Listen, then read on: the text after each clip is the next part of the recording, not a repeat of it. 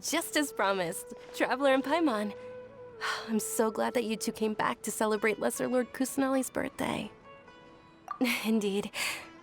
The festival's tomorrow.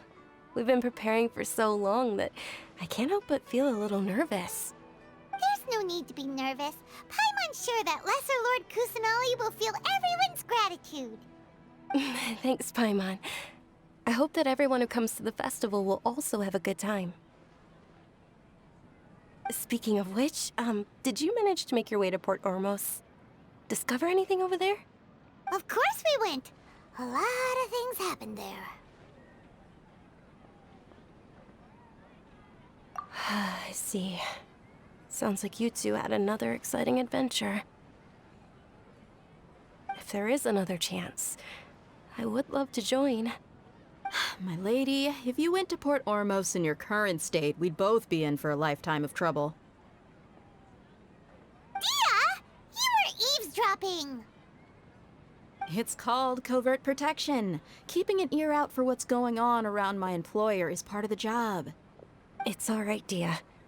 I merely said I would like to go. I know better than to think my body could handle it. The festival's tomorrow. I've been doing nothing but causing trouble for you. So Dia, please take some time to relax. I'll be fine. Even when you put it that way, it still doesn't feel right. Don't worry, my guardian knight. Okay, fine, but only tonight. Tomorrow's a big day, and many no-good scumbags are gonna try to take advantage of that. Oh, you two must be exhausted from your long journey back to the city. My apologies for not realizing this sooner. I've already prepared a room for you to rest. Please follow me. Whoa, you're so thoughtful. Paimon's so ready.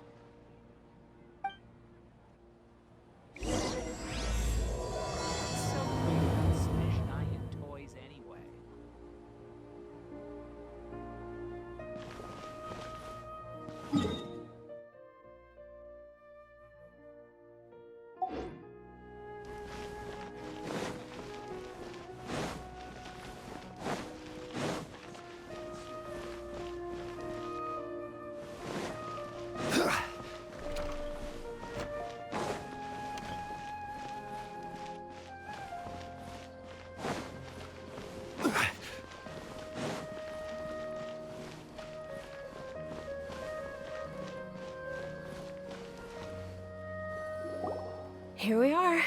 It's also fairly close to where I've been staying. It looks really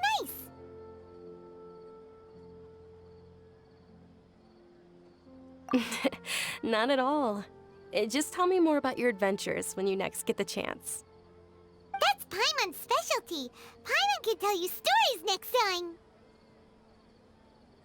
Oh, if you don't mind, how about we all walk around together tomorrow? All of my friends will be working the festival, and Dia is still insisting on her covert protection.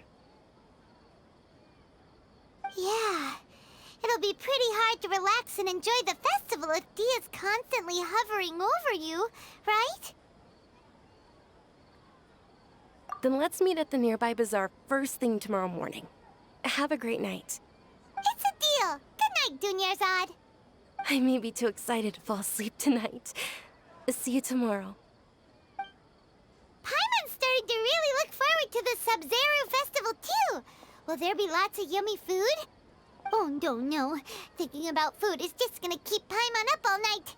The earlier we sleep, the better. Let's go inside, traveler.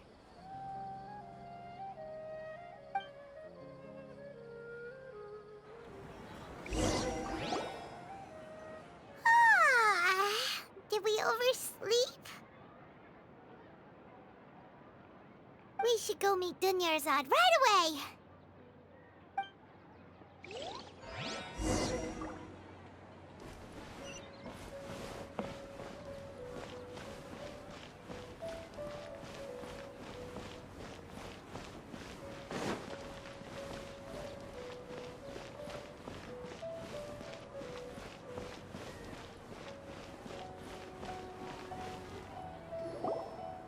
Traveler, Paimon, I've been waiting for you two. dunyarzad. We must have overslept a little bit. Not at all. I arrived early. Today is finally here. I must cherish every moment as if it were gold. You've worked so hard for this day. You gotta enjoy it to the fullest. You know it. Oh, it's just that, as expected, I had some trouble falling asleep last night. I'm hoping my body won't be too much of an issue today. Well, shall we? Let's start with the stalls over there. Many vendors came out of the blue to support the event, and they insisted on covering costs themselves. Let's go give them some business. They paid for everything out of pocket? Oh, sounds like they're not in this just for the mora. They all said that contributing to a lively festival atmosphere is more important than money. Especially since we don't often get to celebrate Lesser Lord Kusanali's birthday. Ooh, they're selling food over that way! Let's go take a... This is a stall offering foods from the Haftmewa feast. Oh, you could tell straight away. I thought most people nowadays wouldn't know. Mushrooms, flowers, and all kind of fruit? It's all vegetarian stuff. Oh, Paimon's a little disappointed. So, what's the Haftmewa feast you mentioned just now? It's another Sabzeruz Festival tradition. People used to set their tables with 7 different foods. Generally speaking, the most common selections were foods like Rukashifa mushrooms, lunar lotuses, sumeru roses, sunsetias, kapulatas, hara fruits, and zaytun peaches. So, the Sabzeruz Festival is a vegetarian holiday? You don't have to be a vegetarian to enjoy the spread. We just use the 7 foods to symbolize the 7 virtues of the Archon. Wait, but if that's the case, if sumeru uses vegetarian food to represent the Archon, then wouldn't the Pyro Archon's festival be full of food like roasted fowl, juicy meatballs, grilled steak? Oh, Traveler, we have to go to Natlan as soon as possible! I hope your wish comes true one day, Paimon. Thanks! Alright, how about we also check out some of these other stalls?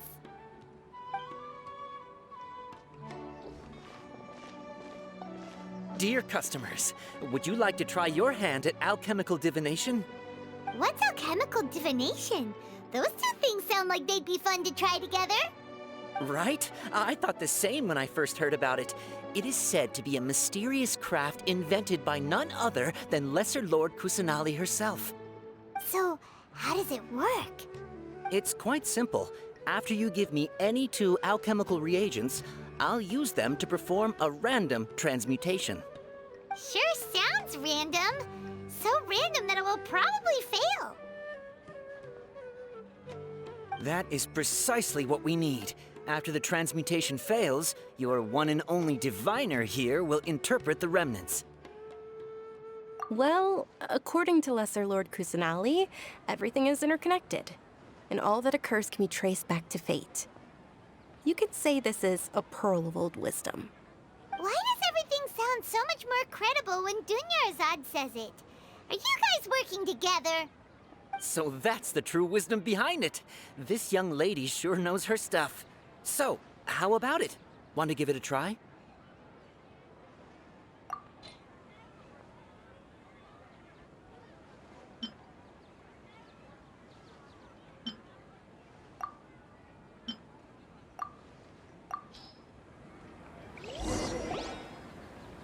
Okay, one moment. It's the moon. Paimon wants to take a look too! Is it? It looks more like a pie that Paimon bit into. Generally speaking, the moon signifies... It means... Wait a moment. Is he really looking it up in a book? Oh, I remember now. It means illusions and lies. Illusions and lies? That sounds rather ominous. Yes, But this book says that if you trust your intuition and overcome your fears, the sun will surely rise. He's not even trying to hide his book anymore. Naturally, fate will only ever show you the beginning of a journey. It is up to you to forge your own ending. Oh, thank you so much. I'll keep that in mind. Oh, it's nothing. I'm just learning as I go. Guess that was still pretty interesting. Okay, on to the next stall. They say the Sabzeruz Festival was very lively a long, long time ago. Large flower carriages used to parade through the city. As they headed towards Port Ormos, people would throw flowers, candy, and liquor all along the way. Dunyarzad's eyes are sparkling right now. I wish I could have seen that spectacle. But if you ask me, I'm sure Nilou's Dance of Sabzeruz will be just as impressive.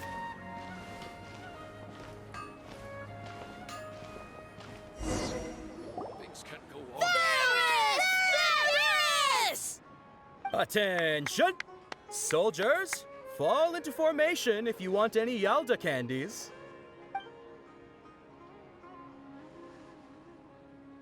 It's a weird guy with a weird hat. Hey, it's Dunyarzad! Wow! Miss Dunyarzad, the children love you even more than the Yalda candies. In the few short days it took to prepare for the Sabzeruz Festival, the children have all grown very fond of you. The Hallowed Knight of Flowers. It's an honor that you know my name. Attention! In the name of Ferris, the Knight of Flowers, I commend you on your contributions to the glorious Sabzeruz Festival. All right, little soldiers, take your Yalda candies and don't forget your loyalty to Lesser Lord Kusanali. Dismissed! Yes, Knight Ferris! Just what is going on here? Ferris, the Knight of Flowers, is another Sabzeruz Festival icon, and one immensely popular with children. In the past, the actor portraying Ferris would also sit on a flower carriage. It's all thanks to Miss Dunyarzad's sponsorship that the children can make such wonderful memories today. As are we to you, Vihar. Oh, not at all. Oh, speaking of tradition, do you want some Yalda candies? They're a festival staple, and I happen to have some boxes readied here. Take a look and pick whichever one you want. Whichever one, don't these boxes all look the same? That is the fun part. Each box contains a random flavor. It's up to the luck of the draw. Flavors include lavender melon, hara fruit, sunsetia. Ooh, those all sound pretty good. And there's also lizard tail and oni kabuto. Huh? What's up with those two flavors? Oni Kabuto is a little spicier than Lizard Tail. Dunyarzad, you tried them before? Traveler, help Paimon pick one. Paimon wants the Sunsetia flavor. It's all right. Paimon believes in you. I also believe in your intuition. Great! These boxes of candy are numbered 1 to 5 from left to right. Which one do you want?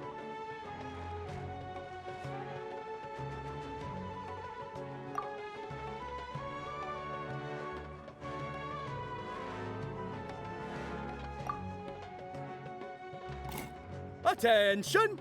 That's unfortunately Oni Kabuto. Oh, Paimon thought you survived so many epic battles because you had incredible luck. But looks like Paimon was wrong. The Sunsetia flavored candy was in box number 4. How about this? The most important thing is that everyone has a good time at the festival. So please, take both boxes. Really?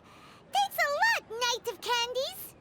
It's Knight of Flowers, not Knight of Candies. Paimon really wilted the carriageless Knight of Flowers. They all basically sound the same. We got our candy, so let's keep going. Oh, actually, I just remembered that I left something behind. Since you're here, can you come with me to get it? Dunyarzad, You probably forgot because you're so excited about the Sabzeruz Festival. How embarrassing.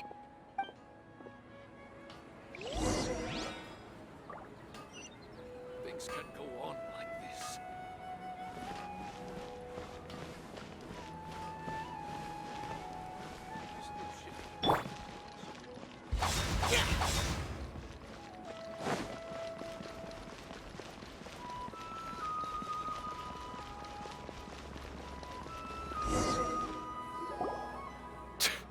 We're too late. Who knew the little lady was such an early riser? I know, right? Hey, wait a minute. Boss, isn't that her? Oh, that most certainly is. We're in luck. She's walking right into our clutches. Those Eremites don't look like they're up to any good. Who are you? I don't believe the Homayanis hired you. That's right. We haven't received any of their mora, but I wonder how much the Homayanis would shell out to get you back. They're a gang of kidnappers! Traveler, hurry and protect dunyarzad! Hey, did you scumbags even consider that the Homayanis might have hired a merc that outclasses you? You're... Dia! Dia the Flame Mane! No wonder we mercs haven't heard anything about you for so long. You sold your unruly mane to the highest bidder. Don't speak so disrespectfully. My family started working with her as gratitude for her past kindness to us. Don't worry about it, my lady. Just some friendly banter between mercs. One punch and those rabid dogs will expose themselves for what they really are. Aren't your claws all dull by now? Don't get too cocky!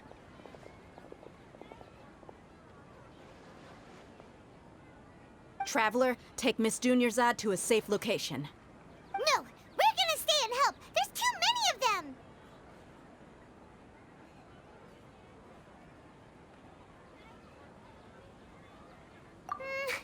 You're right. All right, fine. Please be careful, Dia. Don't waste your time worrying about me. This is my job. Look out for yourself. After I've wiped the floor with them, I'll go find you all.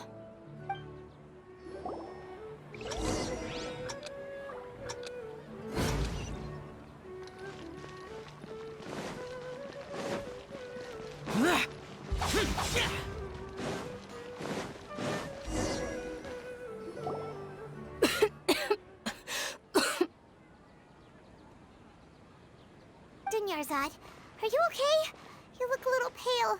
Are you in shock? I'm fine. My body always reacts like this whenever I exert myself too much. You sure you're okay? I'll be fine after some rest. I'm more worried about Dia. After all, none of this would have happened if I hadn't insisted on coming out today. Yeah, don't worry.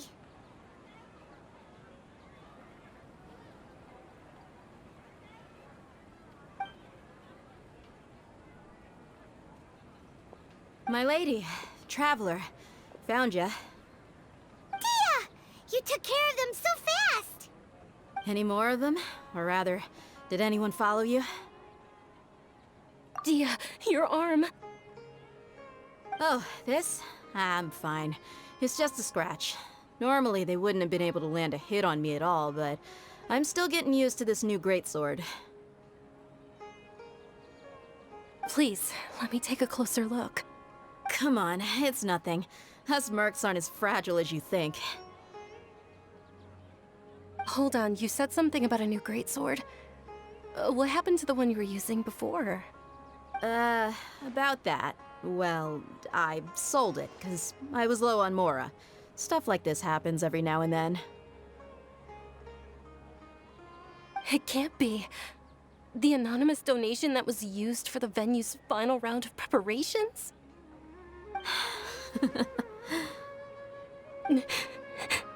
Hey, Miss Dunyarzad, I wasn't trying to make you cry. I'm not gonna lose my commission because I made my employer cry, am I? Okay, making your employer cry won't affect your commission, but selling your weapon without permission and getting hurt? I'll have to reevaluate your performance. You're so unreasonable, my lady. Thank you very much, Dia. Don't be like that. I get embarrassed really easily.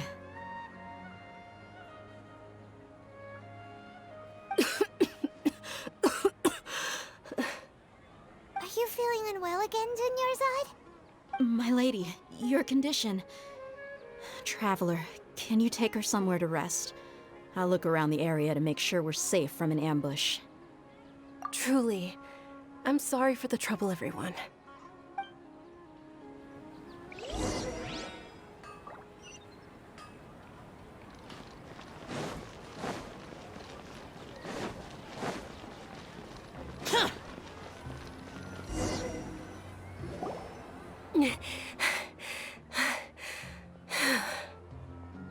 Are you feeling better, dunyarzad? Yes, much better. Just give me a few moments and I'll be good to go. I didn't realize you were concerned about it. I guess I shouldn't continue to keep it a secret. I was actually born with Elazar. It's terminal now.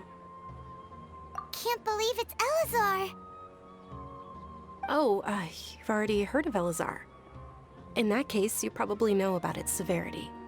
Sumeru's current medical advancements still haven't been able to find a cure. The disease's progression can only be delayed through environmental therapy. Dunyarzad. There's no need to be sad. I've always lived with Elazar and I came to terms with it a long time ago. Compared to the simple fact that I'm afflicted with this, its effects on my life have been much more painful. I know that my family loves me dearly.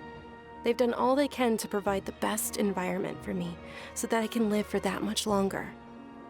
However, I know I will one day succumb to this. Did you know? Before I ran away from home this time, the world outside of my home didn't even know that I existed. Since I was a child, all I could do was sit on my bed and stare at everything outside of my window. I'm sure my family's worried and disappointed in me for running away, but I just didn't want to have any regrets. I wanted to meet other people. To me, there's nothing more beautiful than being able to meet and speak with others. Not to mention the incredible time spent preparing for the festival. The joy on everyone's faces here, and all the support I've received from friends like Dia. This way, when my final day does arrive, it will be less sorrowful. At the very least, many people will remember that I once existed in this world, right? As long as you don't forget Paimon, Paimon also won't forget about you. No, even if you forget Paimon, Paimon will still remember you. Thank you two so much.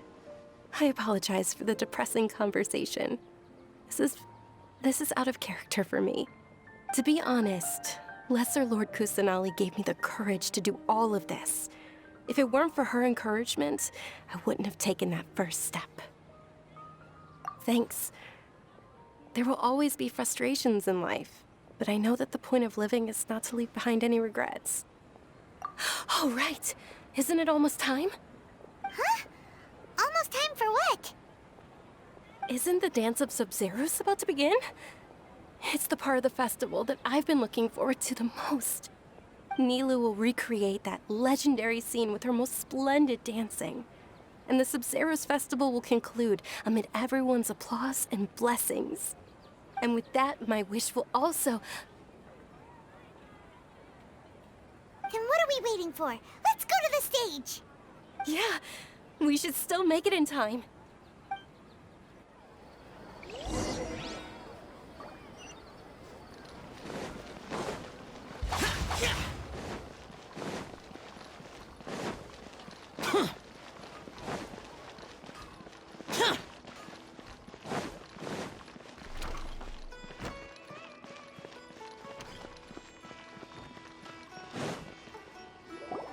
Were you not aware that the law prohibits this type of performance from taking place without prior permission? Over there! Someone's yelling at nilou! I think I just saw the Academia's Grand Sage. Why is he here in person? But the Dance of Sabzeruz is one of the key parts of the Sabzeruz Festival. If we can't perform it... The Sabzeruz Festival. The law also prohibits the private hosting of large-scale religious festivals. Only the Academia can host such an event. If you continue to resist, we will have to order an investigation into every single event organizer. The Grand Sage has already granted you much leniency. I advise that you exercise tact. How did things turn out like this? The Academia was originally responsible for the Sabzeruz Festival, but they failed this responsibility for many years. I need to speak with them.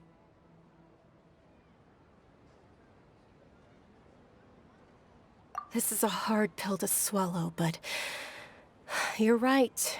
Things would only get worse. Art, dance. Aren't you ashamed of pursuing such frivolous and meaningless activities in this land of knowledge and reason?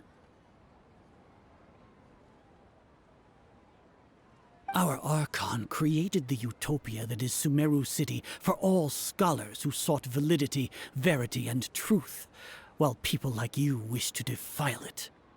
No. I believe that our Archon never rejected the arts. Even the goddess of flowers dedicated a dance to her. With your lack of intellectual credentials, I do not believe you are qualified to debate with me. What you should be doing is finding workers to tear down this ridiculous eyesore.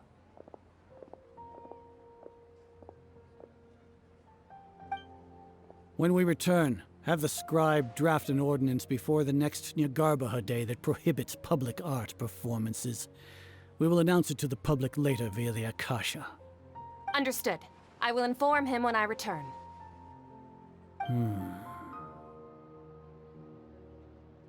The Sabzeruz Festival. Go celebrate the birth of that god to your heart's content. Nilou, are you okay? Oh, dunyarzad. You all saw that just now? The Grand Sage ordered us to stop the performance. Yeah. Let's go somewhere the Academia can't find us and perform there. But how do we let everyone know? And what about the atmosphere and the stage? Or we could get people to block them off so they can't interrupt the performance. No. They just threatened to investigate the organizers. If we were caught... Nilou, it's all right. Don't worry about it. But you've been looking forward to the Dance of Sabzeruz so much. And I know how important this festival is to you. I don't want you to have any regrets. It's okay. Seeing you care this much about my feelings is more than enough.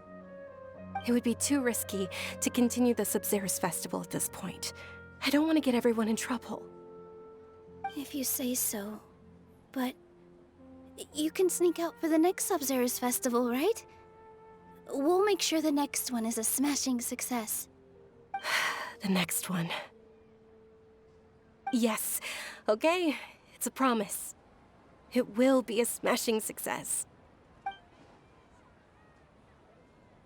Paimon can't believe this is how things turned out. Those heartless geezers. It really is okay. There's nothing we can do about it.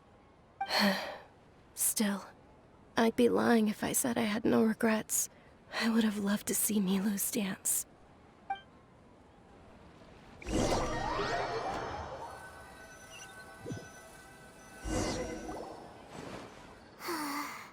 A lot happened today.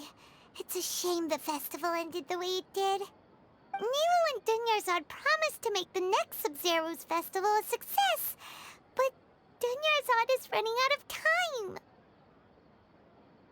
Yeah.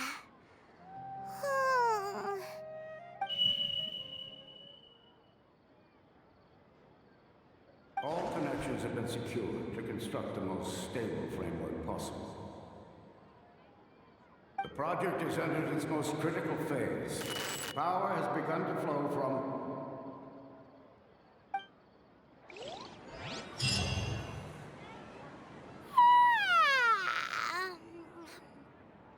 Oh, we're gonna be late! It's all because you wouldn't get out of bed! We should go meet Dunyarzad right away!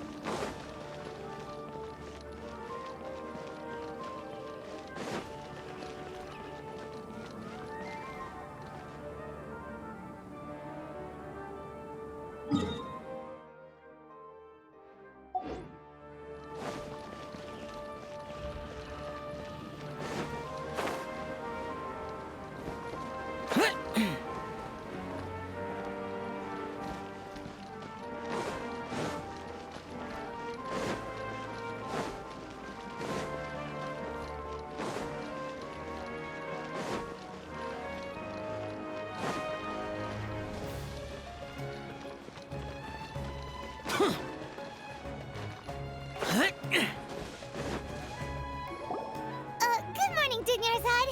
Sorry we're late. Not at all. I arrived early. You seem kinda tired. Did you not get enough sleep? I'm doing well. There's no need to worry. Shall we go? Let's start with the stalls over there. Sure! Traveler? Why are you just standing there? Let's get going!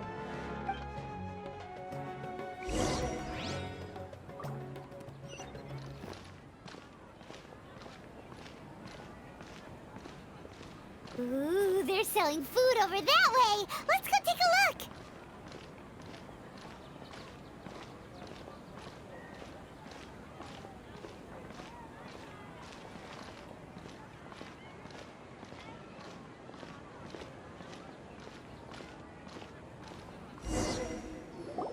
This is a stall offering foods from the Haftmewa feast. You are quite well informed, miss. I thought most people nowadays wouldn't know. They're all plants! Oh, Paimon's a little disappointed. Actually, what is the Haftmewa feast you mentioned just now? It's one of the Sabzeruz Festival's traditions. People used to set their tables with 7 different foods to symbolize the 7 virtues of the Dendro Archon. Remnants appear to be in the form of the moon. Really? Paimon thought it looked like some kind of food. The moon signifies... It's escaping me for now. Wait a moment. Is he really looking it up in a book? Oh, right. It means illusions and lies. But if you trust your intuition and overcome your fears, the sun will surely rise. Understood. I'll keep that in mind. Oh, it's nothing. I'm just learning as I go. Guess that was still pretty interesting. Okay, on to the next stall. So, where to next?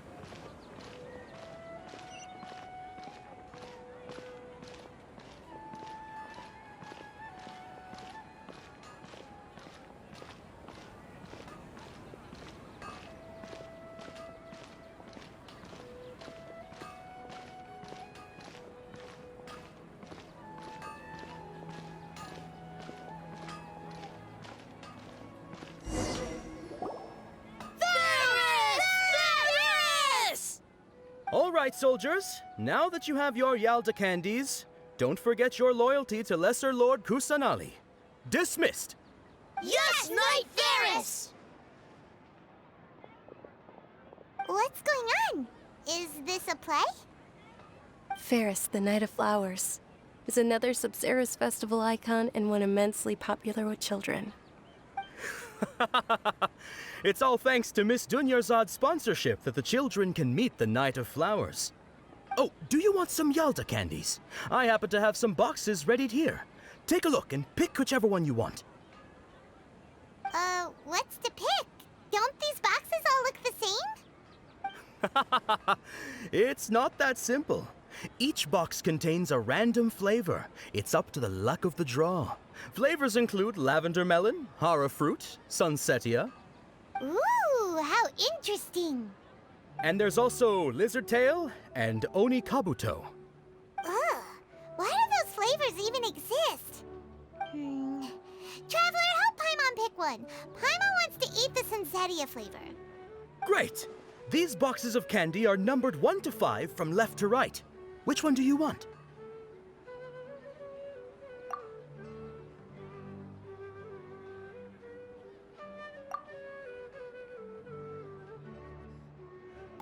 Ah, excellently chosen. Number 4 is indeed sunsetia. Paimon bet you had incredible luck, and Paimon was right.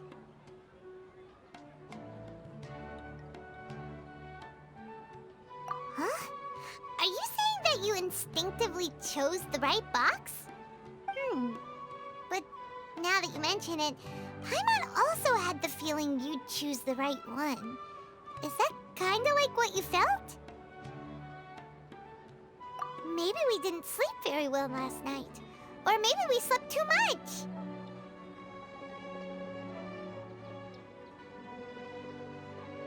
Oh, sure. Huh? Where are you going? You're just gonna walk off like that?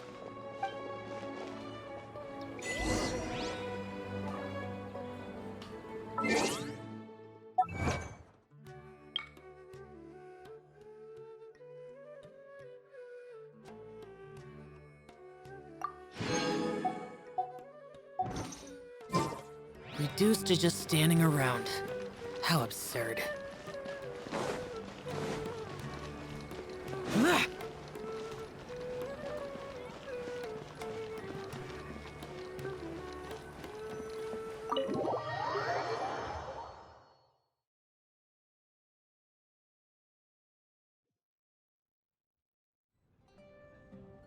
A feeling of deja vu?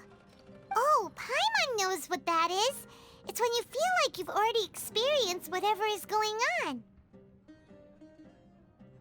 In that case, Paimon also felt something like that today. But that's just our brains playing tricks on us, isn't it? So why'd you run here in such a hurry?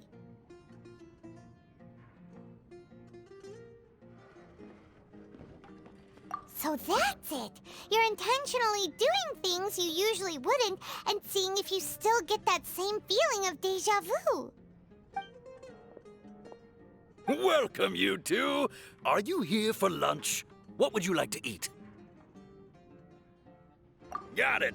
You don't look like you're from these parts, but I gotta say, you've got good taste. I'll give this order to the kitchen. Coconut charcoal cake? Isn't it that burned thing that didn't look tasty at all?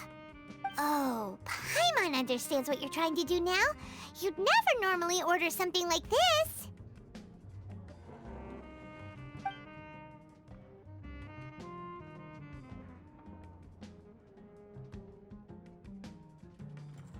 That thing? Are you really gonna eat it? Isn't this going a bit too far?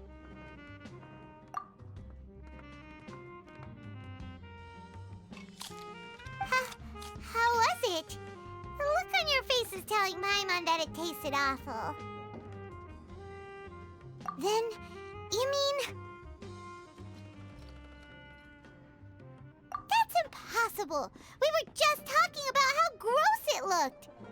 So, would this be a case of taste bud deja vu? Paimon also gets the impression that we've been here many times, even though we aren't regulars. How about we go out again and try something else. You just can't beat the atmosphere here.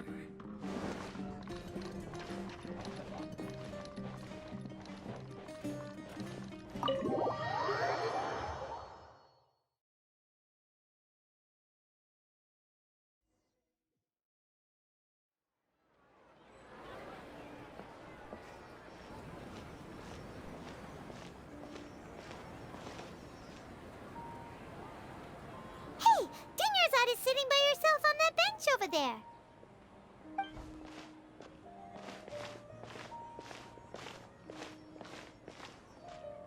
What a coincidence, Dunyarzad.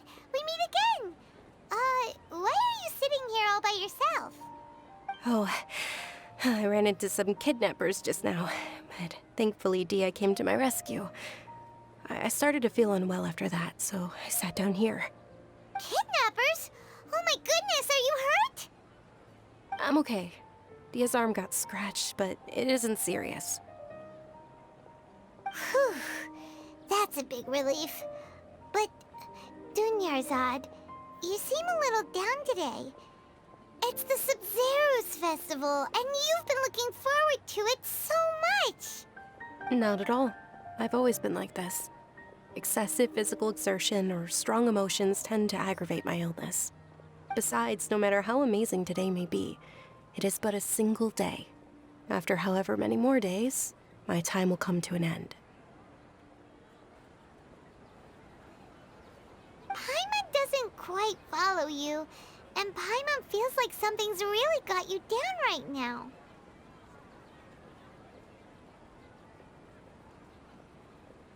It really is fine. I don't mind.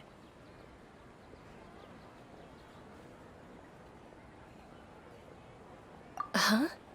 Did something happen? Dunyarzad, have you ever felt deja vu? You know, like when you've already experienced something that's happening right now? Deja vu?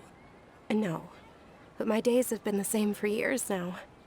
Even if I were feeling deja vu, I suppose I would already be used to it. Oh, Paimon sees. Then, is it only the two of us? It's almost time. Huh? Time for what? Nilou's Dance of Sabzeruz is about to begin. Let's go.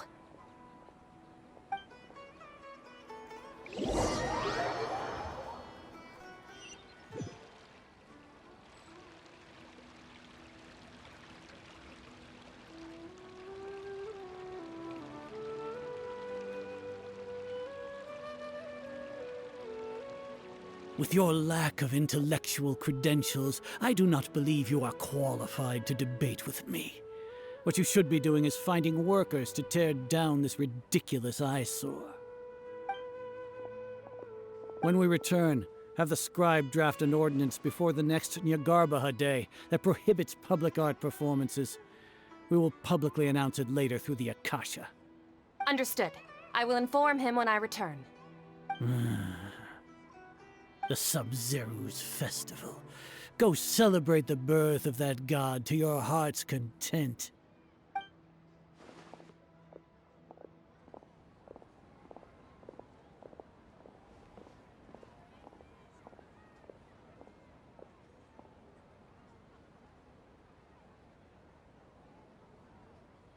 Nilou, are you okay? Oh, dunyarzad. The Grand Sage ordered us to stop the performance. It's okay. There's nothing we can do about it. But you've been really looking forward to this. I don't want you to have any regrets. It truly is unfortunate, but I don't want to cause trouble for anyone. Didn't the Grand Sage say that he might investigate the organizers? True, but... well, okay. I'll just have to try again next year. The next festival. I probably won't be around by then. Wait, what did you just say? No, nothing. I'll be heading back to rest. Thank you for your help, everyone. Paimon can't believe what those heartless geezers did!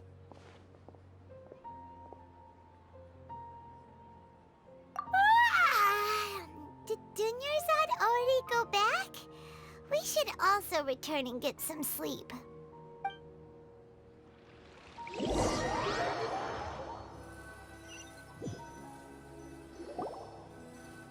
So, in the end, you still couldn't figure out what that deja vu feeling was all about? Maybe it really was because of exhaustion. Same here.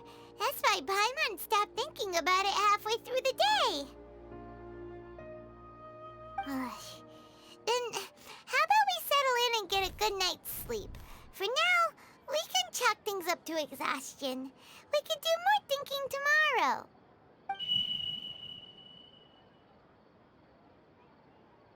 Observing a modest drop in the output of jnana energy, but values still remain within normal parameters.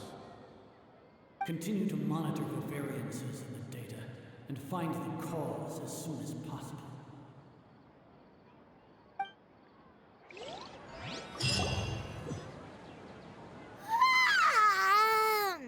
Why does Paimon feel so tired after so much sleep? Anyway, we should go meet Dunyarzad right away.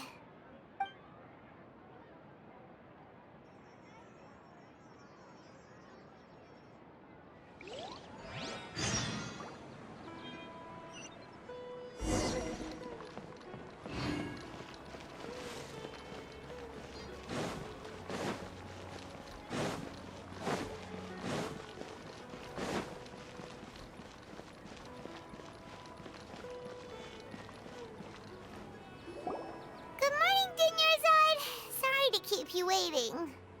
Not at all. I arrived early. Huh? Paimon thinks you sound kinda tired. Did you not get enough sleep? I'm doing well. There's no need to worry. Shall we go? Let's start with the stalls over there. Great idea! Let's get going! Traveler? Hey.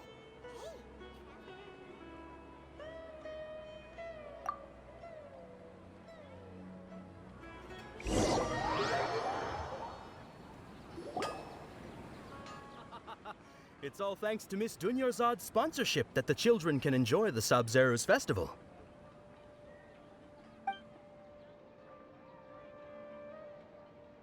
Oh, are you interested in Yalda candies? I have some boxes of candy here. Pick whichever one you want. Not much of a choice. All these boxes look the same. It's not that simple. Each box contains a random flavor. It's up to the luck of the draw. Flavors include lavender melon, hara fruit, sunsetia. They all sound pretty tasty. And there's also lizard tail and oni kabuto. Huh? What were those last two? He'll help me choose. Paimon wants to eat the sunsetia flavor. No problem. These boxes of candy are numbered 1 to 5 from left to right. Which one do you want?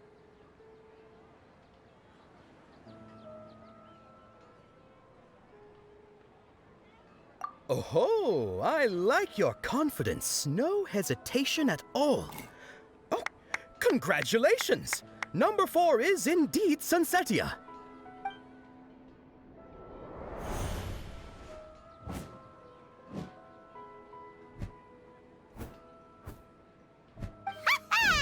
Paimon knew he always had incredible luck.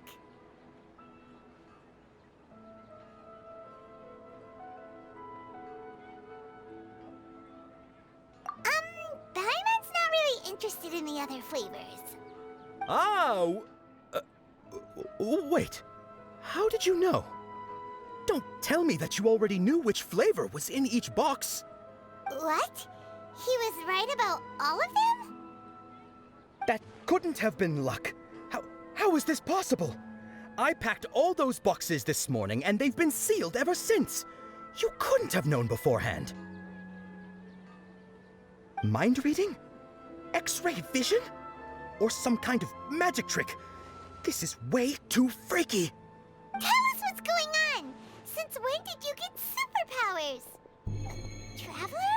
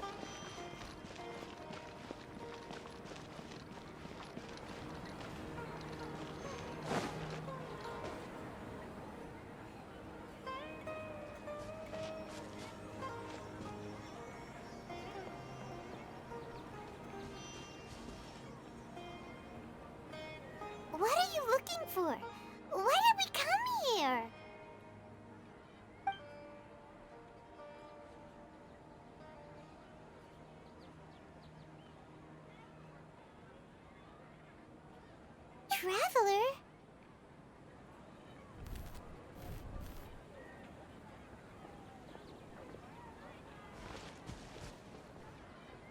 That's...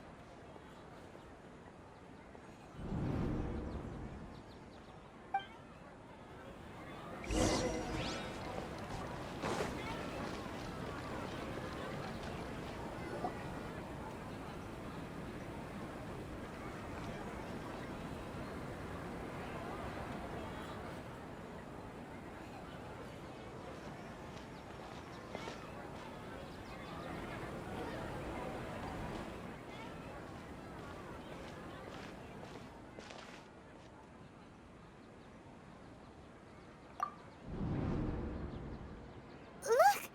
That's... Isn't that dunyarzad?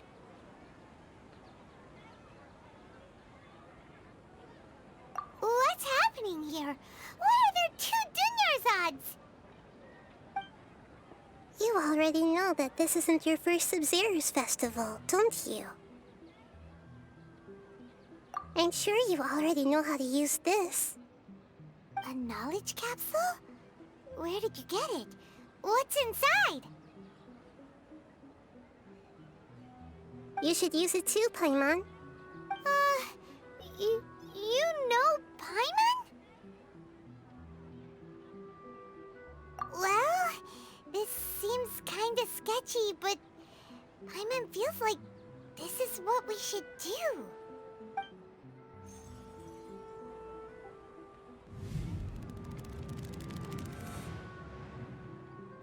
What the? This is our 20th time at the Sabzeruz Festival? Huh? No. The 30th? 40th? Just how many times have we been to the Sabzeruz Festival? Have we been trapped in a single day? If it weren't for you, we wouldn't have even realized. What the heck was inside that knowledge capsule? Your memories are still scrambled? Try your best to remember. This isn't the first time we've met, and I answered that question a long time ago. Let Paimon think. Oh, it's coming back. Meeting you was the real catalyst for restoring our memories, and the knowledge capsule was just your means of showing our minds the way. What about everyone else? Why are you only helping the two of us? Your sense of déjà vu is stronger than everyone else's, yes? As for an explanation, you two received the blessing of Dendro, and you also have special, sensitive constitutions. It was as if a single sheet of paper was separating those memories from your consciousness.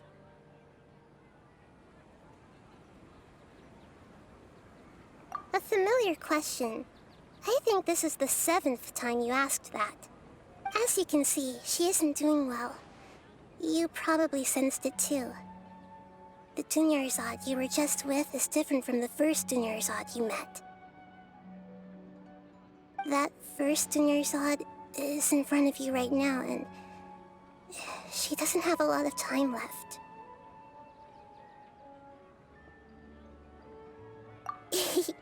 Looks like you're almost done sorting out your brain. Oh yeah, I'm Nahida.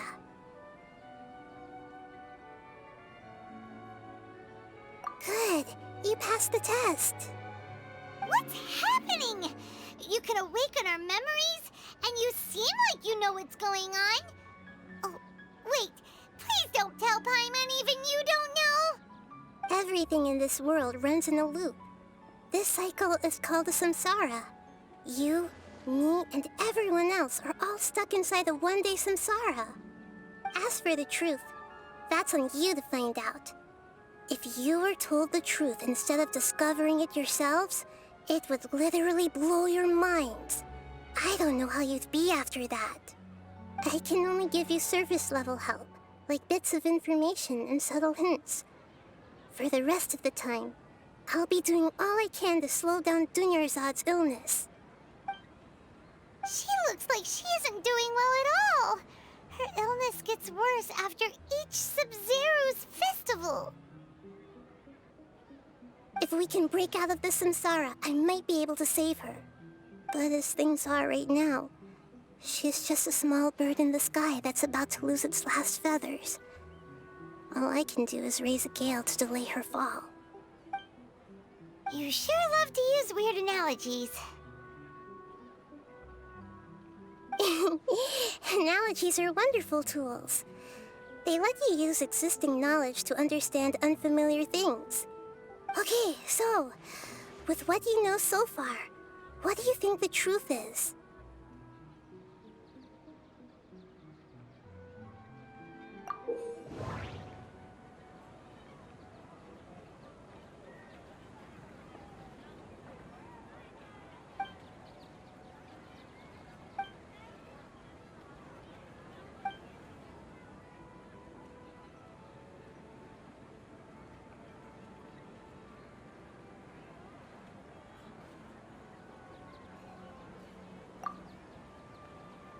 We've already experienced the Sabzeruz Festival many times, and the day of the festival seems to be in a perpetual samsara.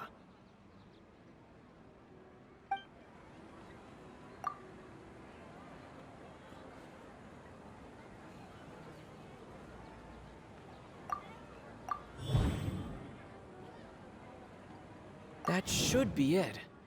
The flow of time is endlessly cycling within one single day.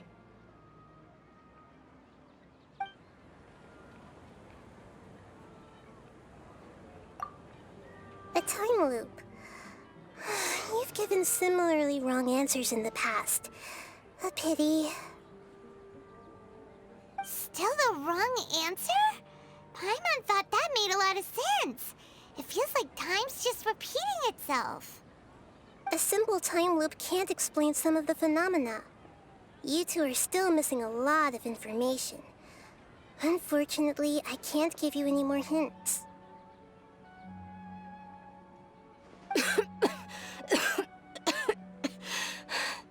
Dunyarzad. The Sabzeruz Festival is happening every day, but that doesn't mean we can waste an infinite amount of them. Hurry and find the truth before today's festival ends.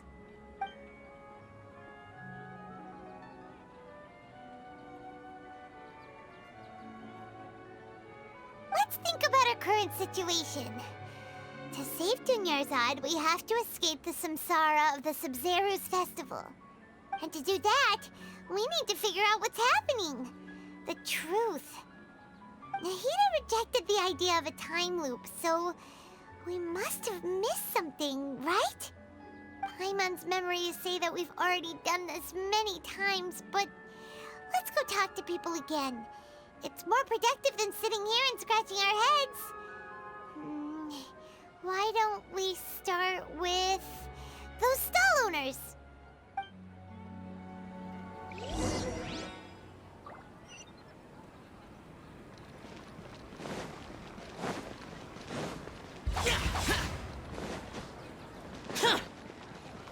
Useless.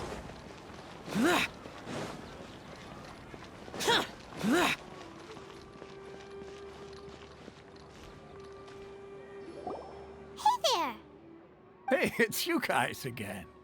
Where's your cultured friend? She's feeling a little unwell. I see. Did you come back to buy something? I guarantee the freshness of my products. I harvested them from the forest just yesterday. Huh? What brought this about? I hurried back from the forest yesterday, and I'm selling produce here today. I haven't felt anything strange. To put it another way, if you really think about it, was yesterday truly yesterday? Did you actually come back from the forest yesterday? What kind of philosophical nonsense is this? Are you two daydreaming? Didn't you know that no one dreams in Sumeru? Go somewhere else if you want to find someone to daydream with.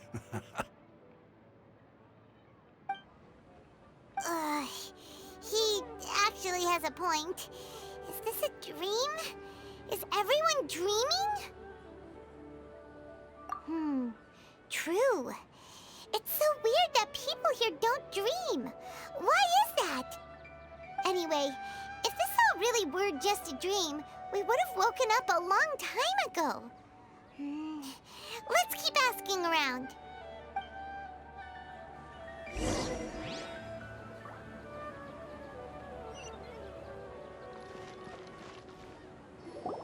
Oh, it's you two.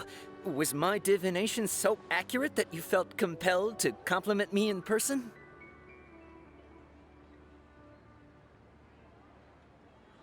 Ooh, I knew it! I told you, the god's divination is highly accurate. You just hadn't fully understood its significance yet. You're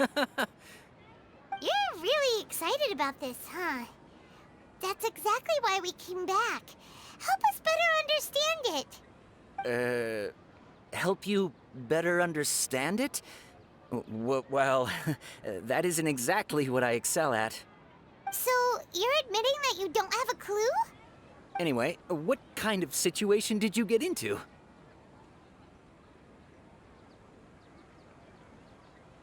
Huh? Hold on a second. I thought you guys just lost your wallet or fell for a scam. What you just said, are you serious? Does that kind of thing actually happen in real life? Paimon knew you weren't going to believe it. Marvelous. Truly marvelous. I believe you. Recall the interpretation of your divination. The moon, illusions, and lies. It really felt like an omen. When you say it like that, the divination does sound like it's related to what's going on. Can you read any more into it? I believe that the Archon's revelations are never more than vague hints. Anything more specific is beyond the reach of mere mortals. The book only says, if you trust your instincts and overcome your fears, the sun will surely rise. So that's how it is. Looks like fortune-telling is just fortune-telling. It's no good for practical problems. We haven't made any progress. Who else can we talk to? Paimon remembers that we tried talking to her a couple of times, but she always thinks we're playing pranks on her. You think she'll brush us off again? Yeah, if we tap into Dia's strong sense of responsibility as a mercenary, then she'll definitely take us seriously. At this time of day, Dia's probably just finished beating up those kidnappers. Let's go find her.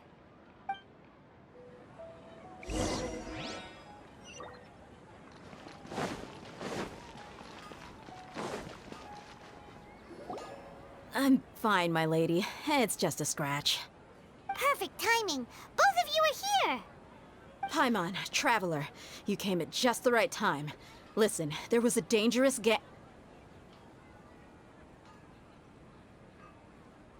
Huh? You saw? Then why didn't you jump in earlier? If someone was protecting Miss Dunyarzad, I could have went all out. Anyway, can you do something for me? You want the traveler to take Dunyarzad somewhere to rest up while you check to see if there's still any kidnappers around. Did Paimon get that right? How did you know what I was going to say? We need to say something convincing.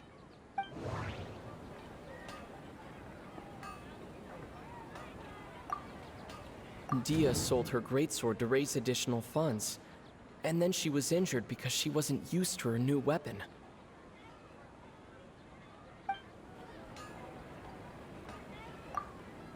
Tell her, traveler!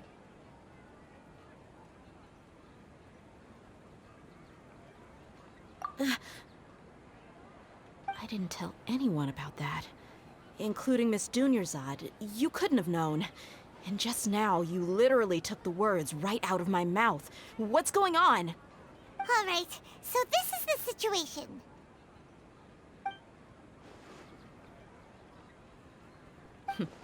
It's kinda hard to believe what you just told me. First, let me make something clear. Most of us desert dwellers might not be the scholarly type, but we do have basic common sense. She's quieter than usual. Uninterested in anything and really gloomy. Yeah, she isn't the same as before, but her parents said that this is how she was like at first. Huh? At first? I don't quite understand what you're all talking about. I'll go rest on the bench over there. My lady, are you angry?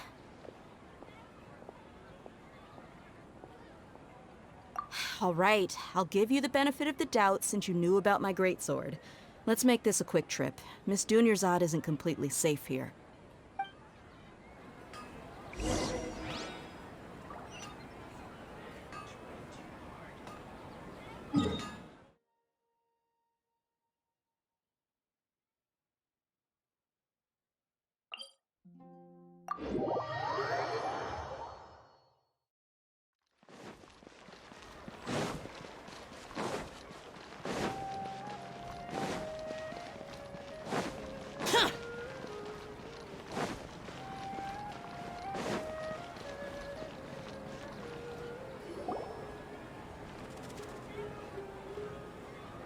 Nahida! We brought a friend! Are you busy? I thought I told you that it won't help to bring anyone here. We just wanted her to see the real Dunyarzad's condition. The real Dunyarzad? Where and who are you talking to? Huh? I told you that you two are special. Other people can't see me or Miss Dunyarzad here.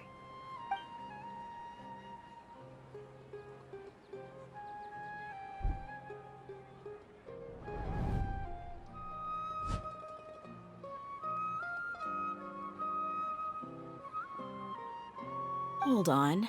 Over there. Is that? Wow, how perceptive.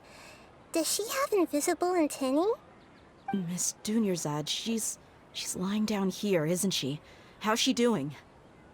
Her condition's really bad, and she's basically in a coma. How did you know she was here? I can sense her aura. There are also lingering feelings of something like regret or disappointment. What happened? Do you believe us now? The Sabzeruz Festival has been repeating itself. So, you think the sages are behind this? Yeah, they've always been against us. Wouldn't surprise me if they're using the Akasha to intentionally repeat the Sabzeruz Festival as a sick joke. You have a point. Aside from the Dendro Archon, the Academia's sages are the only ones in Sumeru who could pull off something like this. Maybe there's more to the Akasha than we know. Right! Didn't you awaken our memories using something that looked like a knowledge capsule? That means you must know something about the Akasha! The Akasha relies on the power of a gnosis to operate, as it is the manifestation of the God of Wisdom's power. It compiles the wisdom of the entire populace, and it grants knowledge to the people. A gnosis could do that? No wonder the Akasha is so magical. It's being powered by the gnosis of Sumeru's Archon. So, this Nahida you mentioned, what did she say? She said, and Paimon quotes, "The Akasha relies on the power of a gnosis to operate, as it is the manifestation of the God of Wisdom's power. It compiles the wisdom of the entire populace, and it grants knowledge to the people." Compiles the wisdom of the entire populace and grants knowledge to the people. Wait. I get the grants knowledge part. That's what people have always used the Akasha for. But compiling the entire populace's wisdom? How does that work? Did she mean that the sages enter new knowledge into the Akasha? Oh, yeah. That sounds about right. What do you think?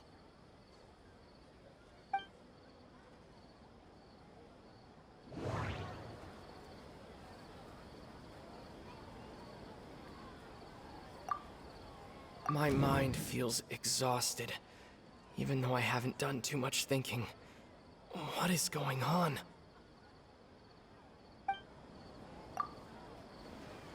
You mean the Akasha is causing our mental fatigue? Huh. Now that I think about it, my head's been feeling unusually heavy. When the desert dwellers set off on their quest for knowledge, a sage once said, knowledge always comes at a price. Compiling the entire country's knowledge. You think the Akasha pulled a 180 and is extracting information from us?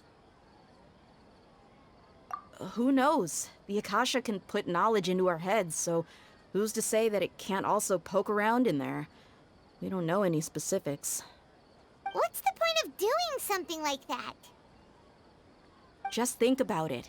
If you could combine the knowledge of every single person in Sumeru, then you can basically turn Sumeru City into a single massive brain.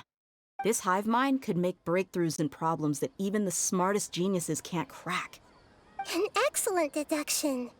And the analogy comparing Sumeru City to a massive brain? I love it. In that case, we should take off our Akasha terminals right away. Maybe that'll solve this problem. Yeah, I was only wearing this for show in the first place. Didn't expect the sages to cook up such a conspiracy. Mark my words, when this is over, I'm getting evidence and exposing this whole thing to the public. How does everyone feel? Huh? What is it?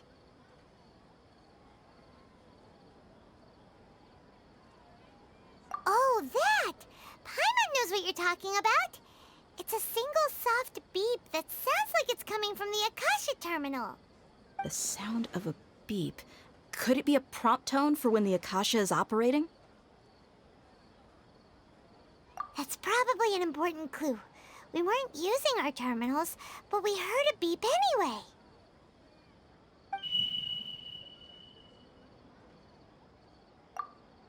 Traveler, did you hear that? I heard it too. Our ears aren't messing with us. There was definitely a beep, but it sounded like it was coming from inside my head. We took off our Akasha terminals.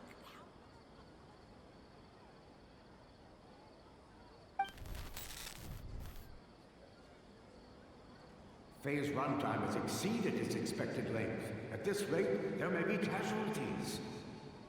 But we cannot lose all of our progress.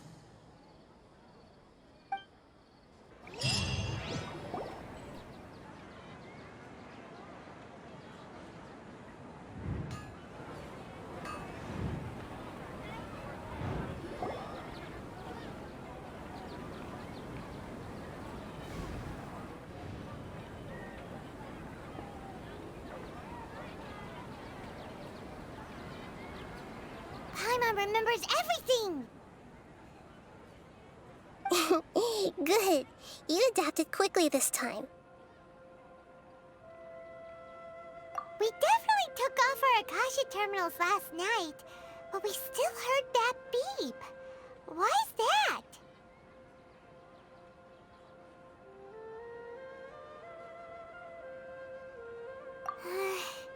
But now we can at least confirm one thing. The Akasha definitely has something to do with whatever's trapping us in this cycle. Oh, Paimon doesn't get it. Why would the Akasha go this far if all it wants is everybody's wisdom? It's extremely difficult for lab rats in an experiment to understand why they're being treated the way they are. If we're lab rats, then what are you? Nahida, you've never told us anything about yourself. I guess I'm the moon. The moon? Wasn't that the result of our divination? Anyway, knowing who I am won't help you get closer to the truth, so you should focus on other things. Don't get distracted and miss any clues. Okay then. Dia helped us a lot yesterday, so let's go find her. If Paimon's reading the time correctly, those kidnappers should be showing up soon.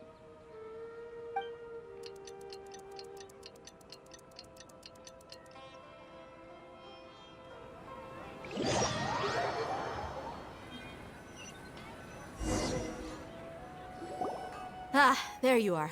I've already taken care of those kidnappers. My lady, did you get hurt? Dia? What's wrong? Why are you both gawking at me like that? You didn't get hurt this time. Huh? What do you mean this time? Why are you so surprised that I managed to get out unscathed? Those kids were amateurs.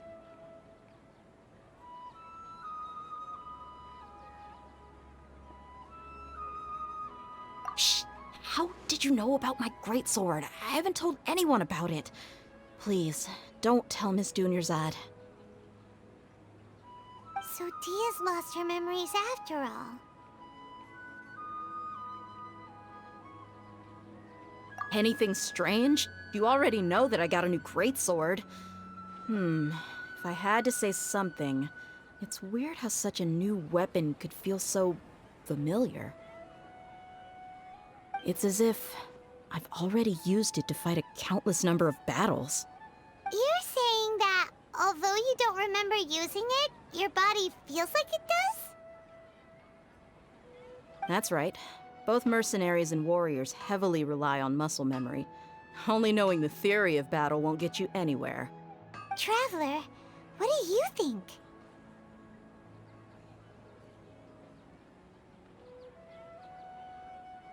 Yeah, Paimon's feeling really hopeful. Oh, you're right! Earlier in the Samsara, something like this would have never happened. I have no clue what you two are talking about, but it's still dangerous here, so... So you want us to take dunyarzad somewhere else to rest while you check if there are still more kidnappers around, right? How did you know what I was gonna say? Can you read minds? Forget it. Go and do your thing.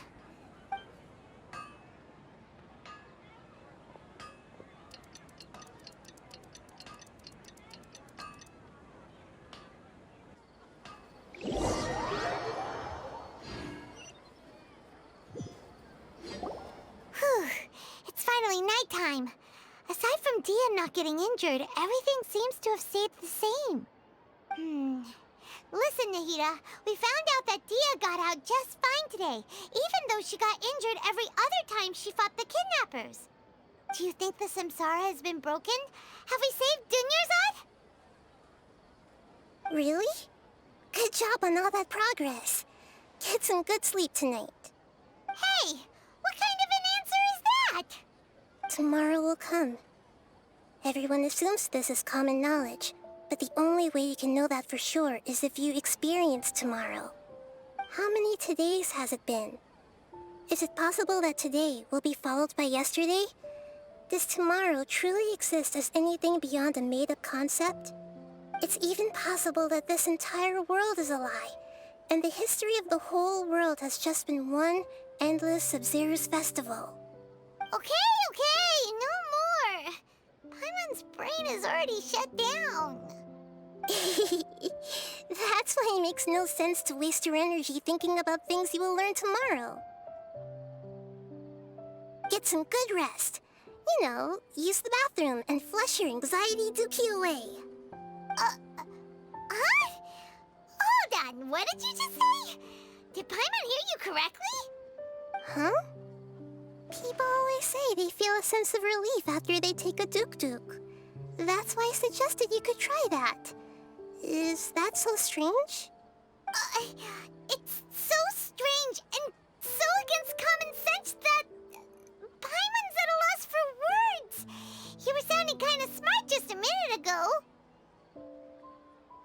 Yeah, even though it's happy and lively at the Sabzeruz Festival every day, it feels like it's been a long time since we've really gotten to relax. Let's go back to our room.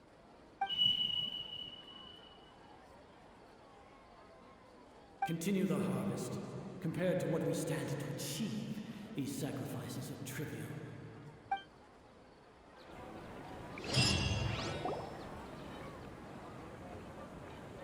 We're still in the same day! Nahida, you already knew last night that we didn't break out of the Samsara? Why did you tell Would there have been a point? You would have spent the night with new worries, with tomorrow still out of reach. In that case, you might as well rest within that brief moment of hope. An opportunity like that doesn't come by often, and I thought it might help you clear your minds. Paimon thought the Duke did that! Whatever. Guess you were looking out for us after all. Of course. In the time we've been together, you two have been everything to me. Paimon's flattered and everything, but maybe you're taking things a little fast.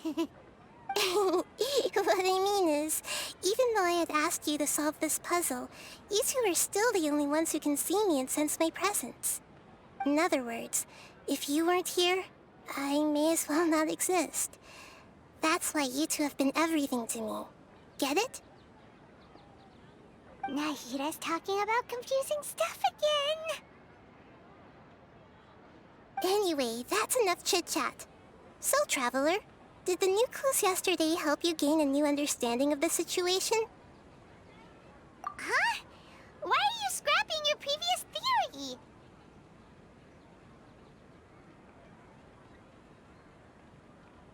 Oh, yeah! You're right! Gosh, how did we not notice that? In a simple time loop, people's physical conditions should also reset. So, what's your new hypothesis?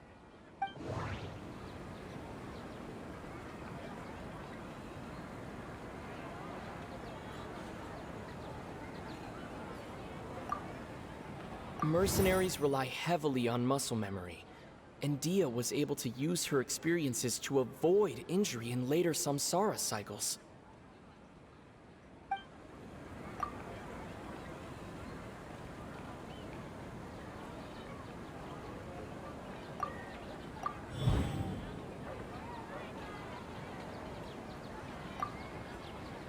If all our memories of a day are erased at the end of that day, then we would unwittingly relive the same day again and again.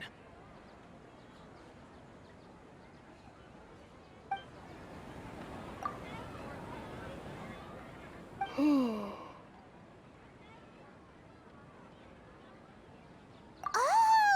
Then the beep we hear every night could just be indicating the deletion of our memories. That's why when we wake up, everyone thinks the Sabzeruz Festival hasn't happened yet. It's already the next day, but everyone still thinks it's the day before. But muscle memory can't be erased.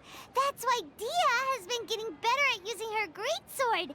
Now everything makes sense. A brilliant deduction. Nahida, tell us if we're right or wrong. To put it simply, it's as if you've mistaken a pyro crystal fly for a firefly in the night. You lost sight of its true nature because you focused too much on your perception that it glows. That isn't simple at all! Why don't you go talk to Miss Dia again? You might learn something new. Right! She did help us find our latest clue after all. Let's go!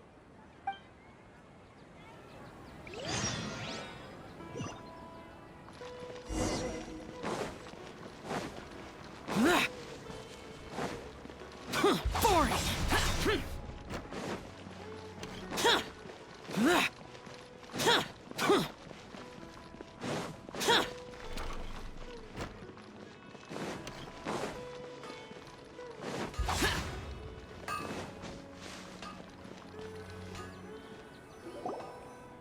There you are. Really took me a while to find you. As expected, Dia also didn't get hurt today. Get hurt? Why would I? Don't underestimate me. Well, you're still getting used to your new greatsword. Huh. Truth be told, I also think it's pretty strange. It just suddenly felt so familiar in my hands and... wait a second! How did you know I got a new greatsword to begin with? I didn't tell anyone about it. Traveler, could you explain the situation to her today? Paimon's gotten a little sick of doing it. Oh, that works.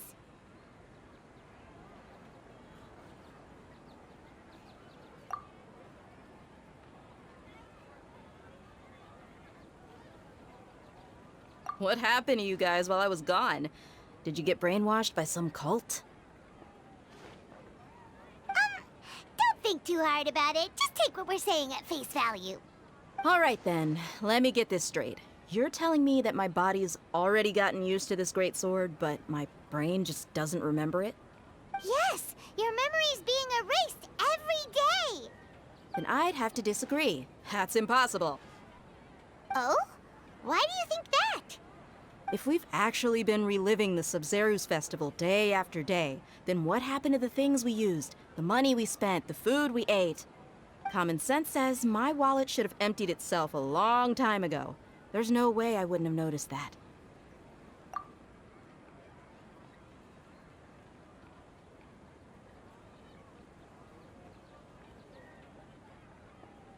Right! They could use the Akasha to record what everyone did that day, and then use the city's resources to replenish everything! It's not very likely, but it's also not impossible. No, it is impossible. I've got proof. You have proof? You two are surprisingly serious about this nonsensical discussion. Fine, I'll play along for a little longer. Come with me, Miss Dunyarzad. Please come along as well. I still can't guarantee that this area is safe. Paimon can't believe it's Dia who wants to show us something this time. 2 days ago, we were the ones taking her to see Dunyarzad.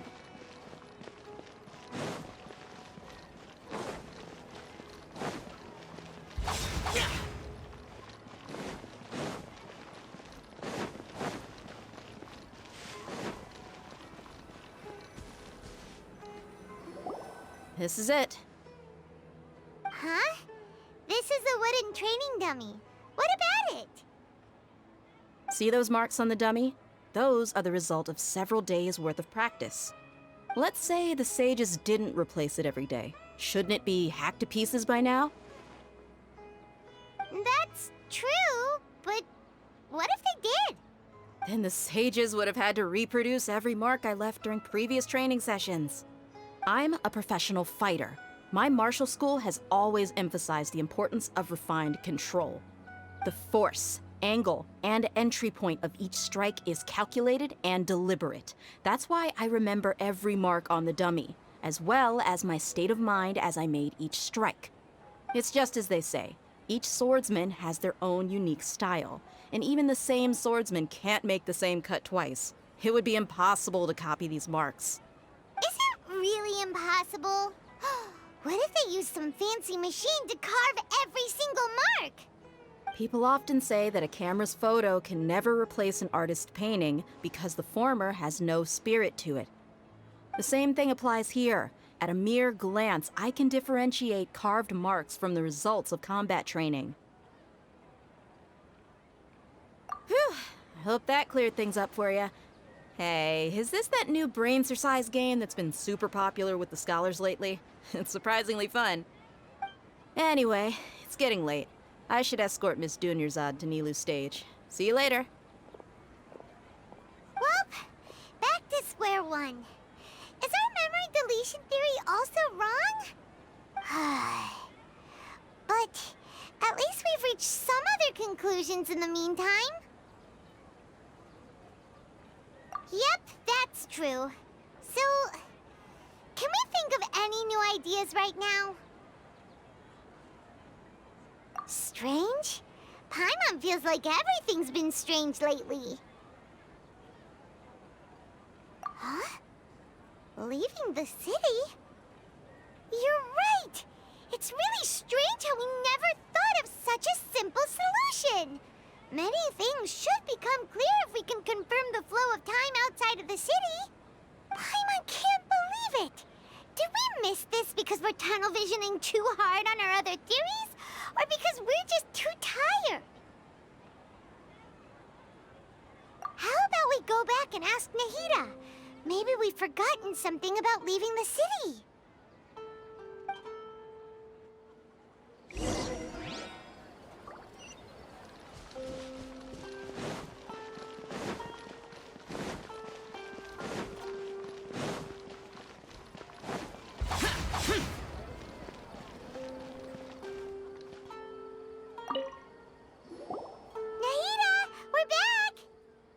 back early today. Did you find something new? Sort of. We're mostly sure now that we're not in a time loop. And we also aren't in the real world. But at the same time, we have a new question. Leaving the city. As far as I remember, you've mentioned your plans to do that twice before. We did? But we don't remember anything. What happened after we talked about those plans? What did we say when we got back? Let me think. I don't think you ever actually told me what the outcome was. Oh, it's probably more accurate to say that both times you never came back the whole night. But you two sometimes stay out the entire night anyway, so at the time, I didn't think too much about it. It is true that sometimes we lose track of time during our investigations. Before we know it, it'll already be the next day. But still, neither of us remember anything about leaving town. Really? That's kinda strange. In theory, I should have already awakened all your memories. Yep, something here's definitely fishy. Let's get to the bottom of this tomorrow.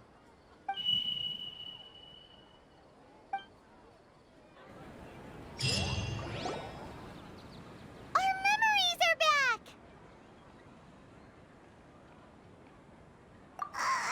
About that... Well, where should Paimon begin? Traveler, aside from your memories that were just restored, I have another message for you. Listen to it and you'll understand. Can't go back. There are countless spaces here. Our Sabzeruz Festival in Sumeru City is just one of them. Traveler, you should be missing 2 days worth of memories. Paimon will fill you in. It's time to carry out our plan from yesterday. Okay, let's go!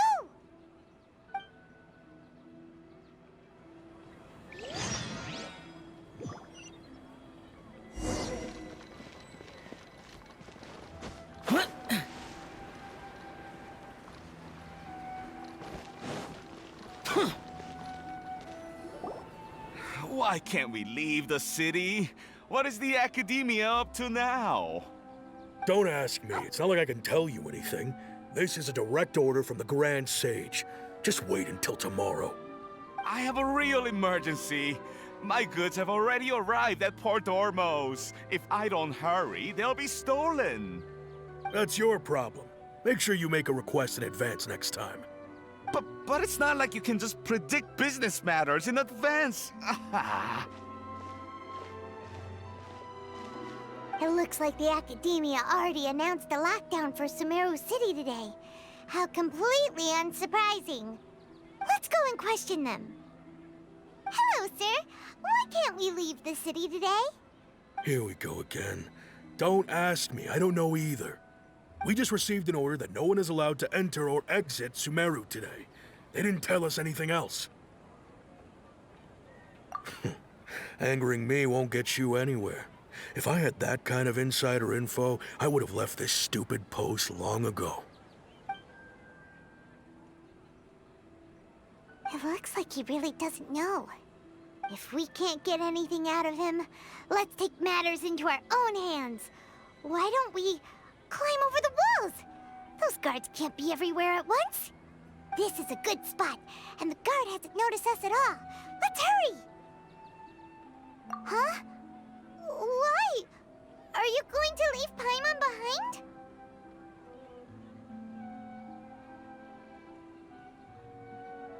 But what if things get really weird out there and you get into some trouble?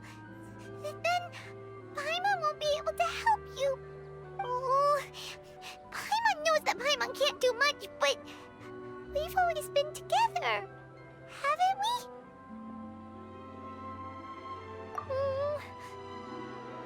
Okay. Paimon will wait for you. Promise Paimon that you'll come back as soon as possible. Just a quick look. Paimon, please. Be careful.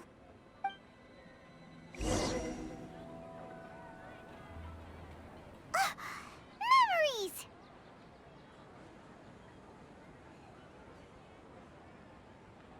Traveler!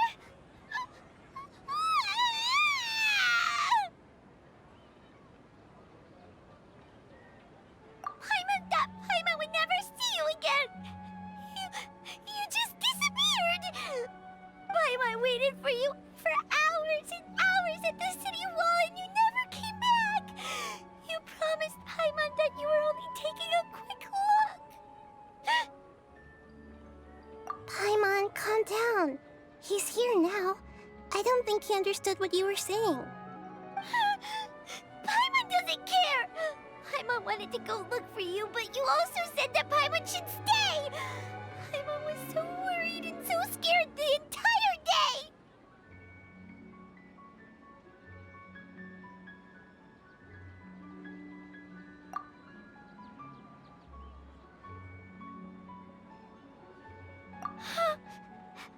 Okay.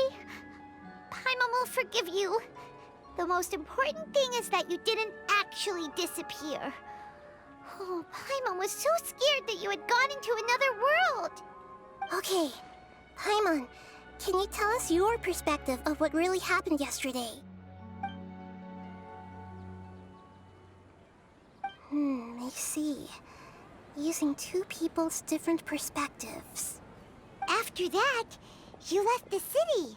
Paimon kept her eyes on you the whole time, but then you disappeared in an instant.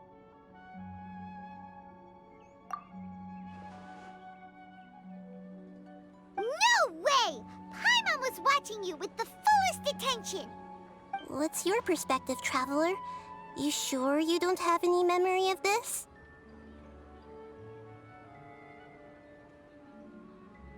I guess that explains everything. You also lost your memories the last 2 times you tried to leave the city. Those days' memories can't be awoken. So, if we leave the city, our memories will be completely erased? It really sounds like something big outside of the city is being hidden on purpose. But this way, we'll also never discover what's outside. Something like a message? But how can we send it back? Don't look at me like that. I'm not used to being stared at. Well... Okay. You want something that can pass on messages, right? Give me some time and take care of dunyarzad for me. Yep, now we're talking.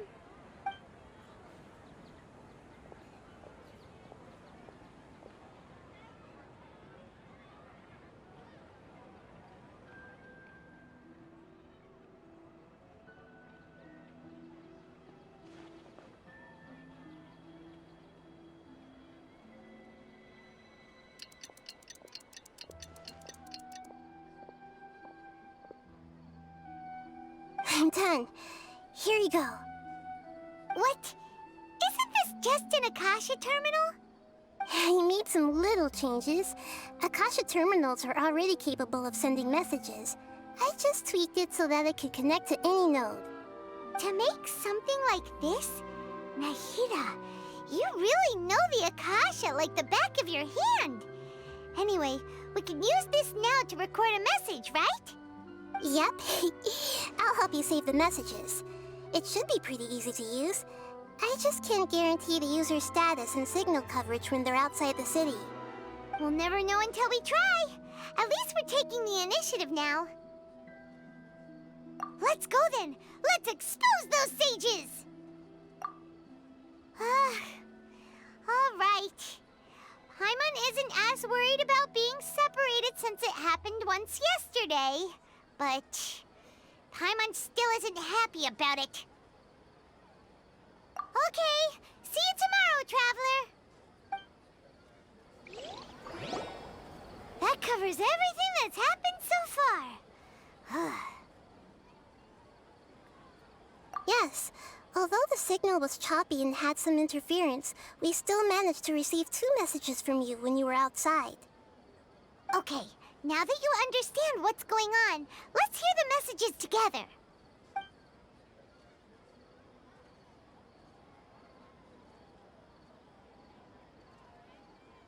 Can't go back. There are countless spaces here. Our Sabzeruz Festival in Sumeru City is just one of them.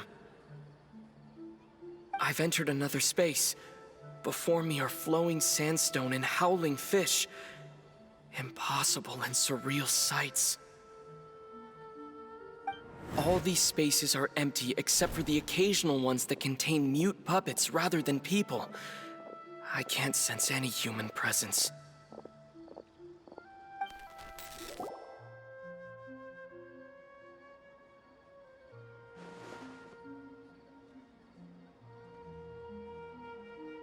That's one heck of an info dump. It sounds like you left the Sumeru city space when you set foot outside of the walls.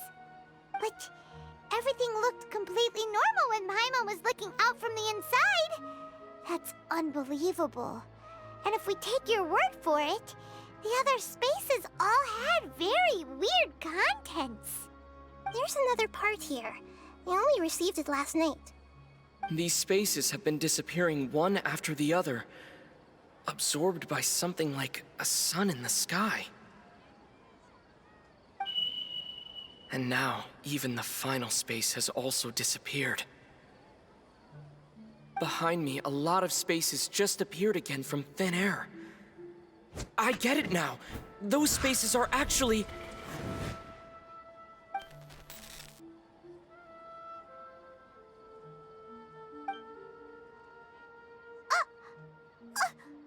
Why did the message end right there? What did the traveler want to say? What are those spaces? Probably because yesterday just happened to end at that moment. Oh, right.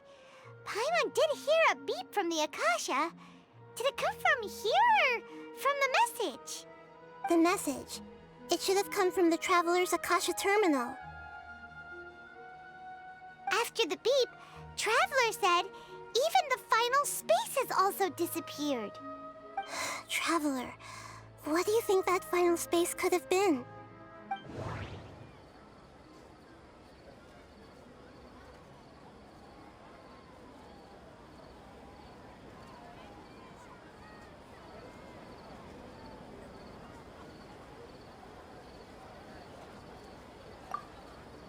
Was that space actually the real world? But wouldn't a real space just randomly disappearing like that be catastrophic?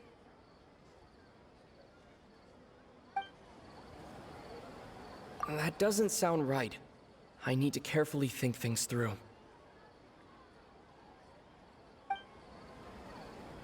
Was that space actually the real world? But wouldn't a real space just randomly disappearing like that be catastrophic?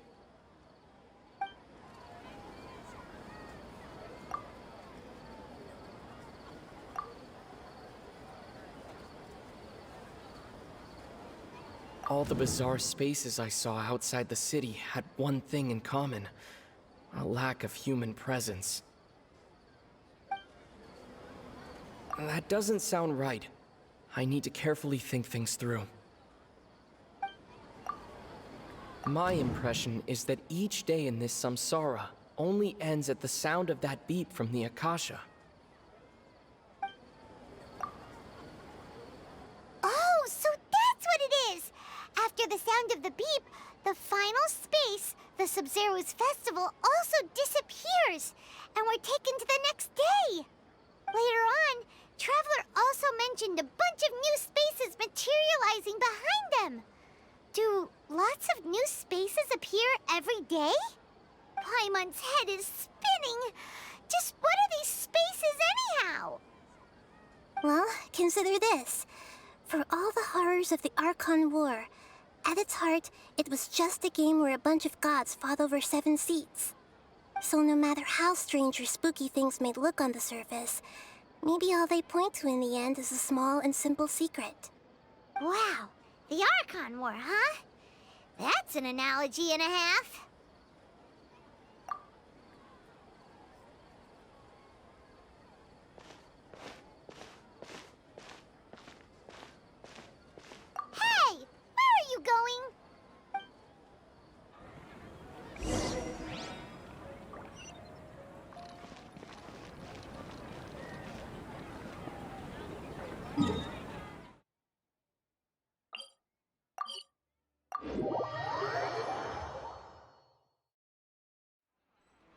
Do you want some alone time to think? Alright then, Paimon won't disturb you.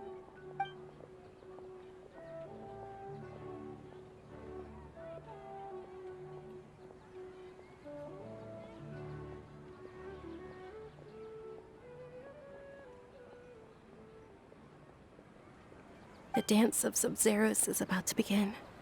I'm going to go watch it. Okay. Why don't you go ahead, dunyarzad? We still have some other stuff to do first. Okay then. See you later. Have you figured it out yet, Traveler? Time is ticking away. Awesome! What is it? Paimon wants to know. Oh, wait, no. Let's meet up with Nahida first. You can tell us both together. This time, we're gonna get to the truth.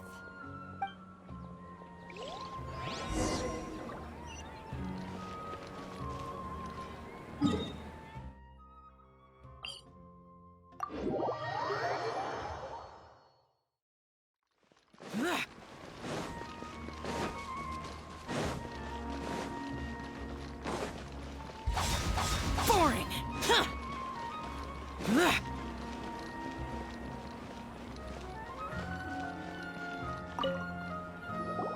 You're back!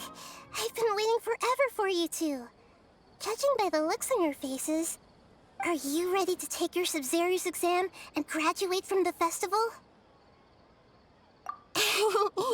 Okay. First off, have you discovered the hidden truth?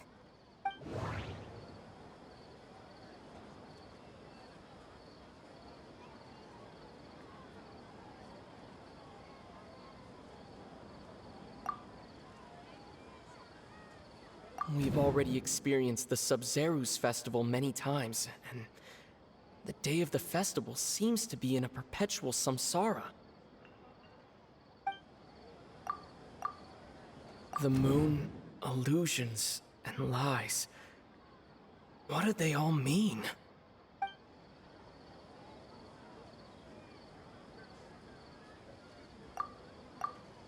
Okay, Nahida said the Akasha relies on the power of a gnosis to operate, as it is the manifestation of the God of Wisdom's power. It compiles the wisdom of the entire populace, and it grants knowledge to the people. That doesn't sound right. I need to carefully think things through.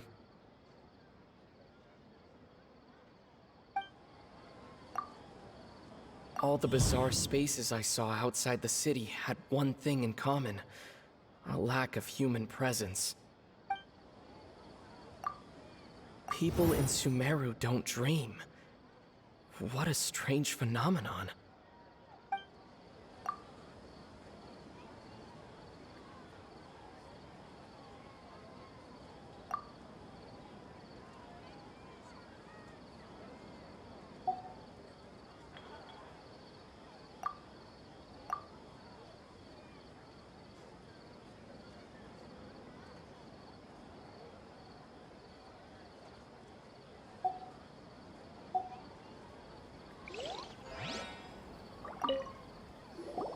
You're back!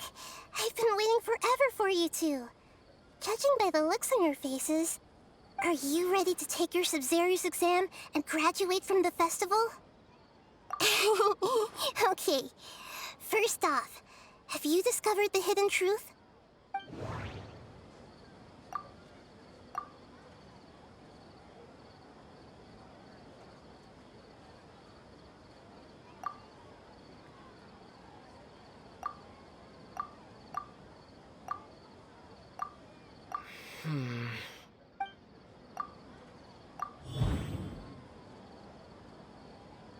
We are all in a dream. It isn't that the people of Sumeru don't dream, rather...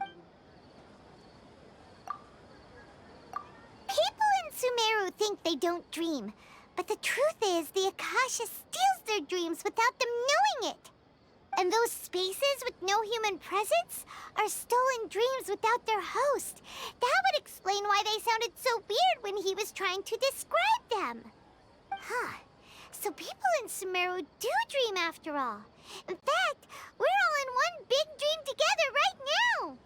Correct answer. Now, how did you conclude that the Akasha is capable of this?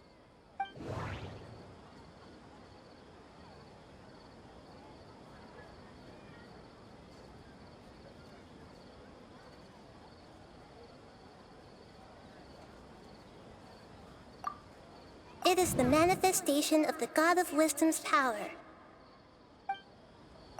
Oh, okay. Those dream-controlling creatures in the forest also get their power from the Dendro Archon, right? That would explain why the Akasha has the ability to control people's dreams, too.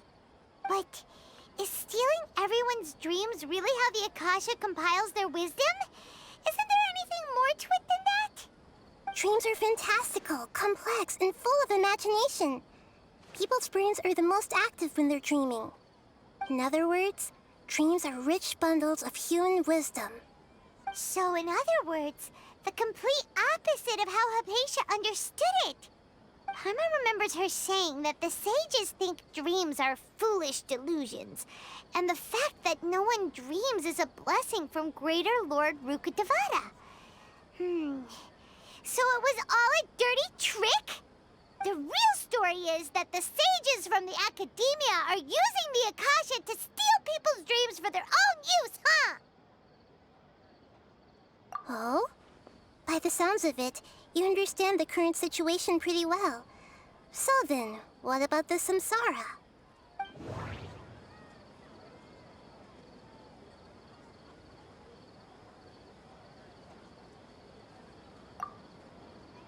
The Grand Sage said, "Go celebrate the birth of that god to your heart's content." Did he mean something more? That doesn't sound right. I need to carefully think things through.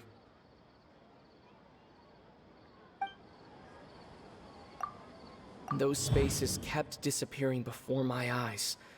But as soon as that beep sounded, many more spaces materialized. Those dreamscapes kept vanishing, but as soon as that beep sounded, more new spaces appeared.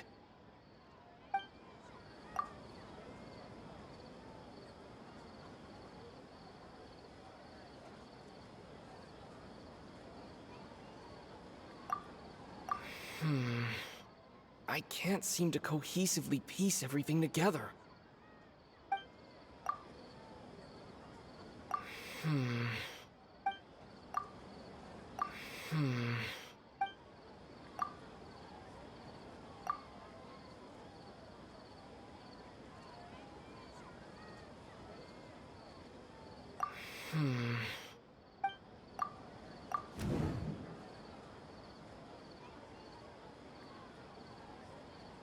Correct. The Akasha is keeping each person's brain in a constant dream state, but also separating their consciousness from their own dream. Their disembodied consciousness is placed inside the collective dream of the Sabzeruz Festival along with everyone else's, while their now vacant dreams are harvested by the Akasha. No one is any the wiser as another day passes in the dream, and so begins another samsara cycle. People wake up to yet another dream about the Sabzeruz Festival. The dreams that belong to them are once again harvested by the Akasha, and so it continues. So, this is like a dream factory, and the Akasha is a dream harvesting machine. Did Paimon get that analogy right? Very good, Paimon. Using analogies well is an excellent habit to get into. Okay, so that beep we keep hearing is actually from our real-life Akasha terminals. Taking off our terminals in this dream doesn't do anything. All right, last question. Who am I?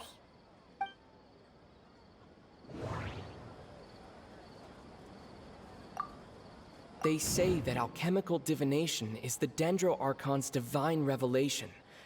So then, if Nahida has referred to herself as the moon... So you noticed. I thought that one would be the hardest question. That's why I put it last. That wasn't hard at all. Even Paimon guessed that. Everything about you is different. We just didn't want to expose you is all. Now that you mention it, Nahida, you've been hinting to us since the very beginning. It's funny, thinking back to when we were asking all over the place for info about Lesser Lord Kusanali. Paimon didn't expect to meet you like this. Yes, those can wait until we're back in real life. On the other hand, I'd be happy to answer any more questions you have about here and now.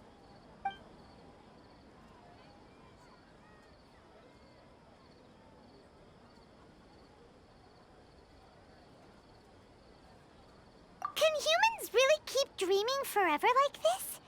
Will it ever end? And if so, when? You might say your mental fatigue has already answered this question. Eventually, there's only so much that people can tolerate. Especially those whose health is compromised to begin with, like dunyarzad. This relentless exploitation takes an even harder toll on them. People's lives are at stake here, and nobody knows a thing! We've got to put a stop to this!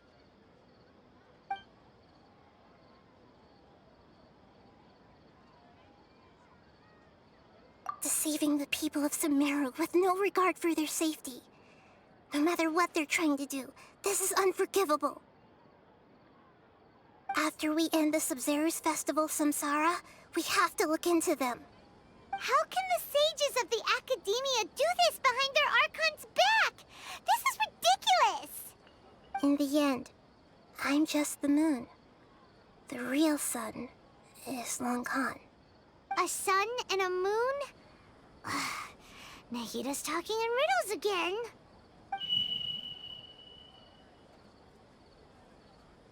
Oh, we're out of time today.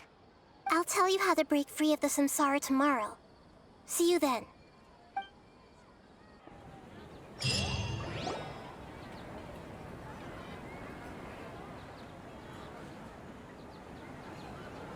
morning, Nahida. Wait. Now that Paimon remembers everything, should we instead say good morning, Lesser Lord Kusanali?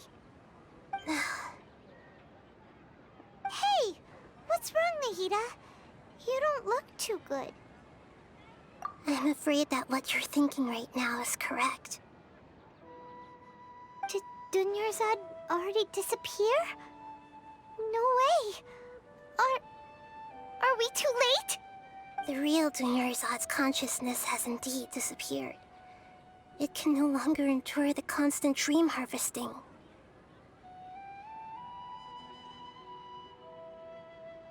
Paimon can't believe it. Wait, so what about that other dunyarzad? Just what is she? Is she also going to disappear? She's actually something like a puppet, but not completely. The real dunyarzad's consciousness could no longer keep playing her role in this dream. So another dunyarzad appeared to replace her in the dream. Just like the grass and the trees, that dunyarzad is just a building block of the dream that helps to keep it going. But personality-wise, she's nothing like the real dunyarzad. Puppets are stiff, and can't copy a living person's vitality. After all, they're just there as filler. You know, speaking of which, the old dunyarzad might not have been too different from a puppet. Dunyarzad truly believed that she met you within her consciousness, and it was you who inspired her. So you do remember her after all. Yes. Back then, her family was overly protective of her. No one cared about her personality or thoughts. It was as if she only lived to stall her Elazar. I just gave her a little wisdom so she could look at life in a new way. So that she could be her own person. But even so, she's still... far from it. I'm still a long way off from being a real Archon. I couldn't even save her. If I were a competent Archon, I wouldn't have let my most faithful follower die at the Sabzeruz Festival with so many regrets. Please don't beat yourself up over it, Nahida. It's the sage's fault, and theirs alone. I'm not beating myself up. All I did was to rationally observe the distance between myself and a real Archon. Don't be like that, Nahida. Even real Archons are still allowed to be sad. To prevent more tragedies like this, we must end the samsara as soon as possible. Great, but how do we do that? Although the Sabzeruz Festival dream is under the Akasha's control, only humans can dream. Even the Akasha is unable to create them. That means this dream belongs to a host who created it. Huh? So, how should we find that person? Well, if this is someone's dream, then everything here must come from deep within their consciousness. Which means, with the power of imagination, they can change anything in this dream. Imagination? What do you mean by that? Imagination means breaking through what you perceive as normal. Like when a server at a tavern brings a plate to you, you'd naturally assume that food is on it. However, if you're the dream's host and you become aware that you're dreaming, when you imagine gold and more on the plate, the dream will respond in kind, and the server really will bring you gold and mora. But right now, our host is unaware that this is a dream. No matter how many times they're served, it will always be food. Find some way to make that person realize that they're dreaming. Usually, once that happens, the person will wake up and the dream samsara will be broken. How are we going to find them, though? If it could be anyone, it'd be like looking for a needle in a haystack. And even if we did find them, how are we supposed to make them realize they're dreaming? After all, like you said, don't wake a sleepwalker. It's extremely difficult, yes. But the only ones who can do it are you two. Remember, everything you've achieved up to this point has all been for the sake of finding the host and ending the samsara. As for me, during this time, I'll be out of town. Out of town? Are you going to that place full of dreams where the traveler went? Yes. I want to try something. There must still be a small wisp of possibility. Hurry and go. Dreams are supposed to be fantastical, romantic, and full of pleasant surprises. Unnecessary things like this samsara need to end. Paimon's still a little upset that we've come this far only for Dunyarzad to... She was such a good person, with such a simple wish. But fate was against her. Yeah, saving Dunyarzad is what kept us going this whole time. But we mustn't lose hope, Traveler. Dunyarzad would definitely want to see us save everyone else. So let's break the samsara for her sake. Paimon's wondering, do you think the sages would get one of their own to be the host of this dream? Feels like it would be easier to control it that way, no?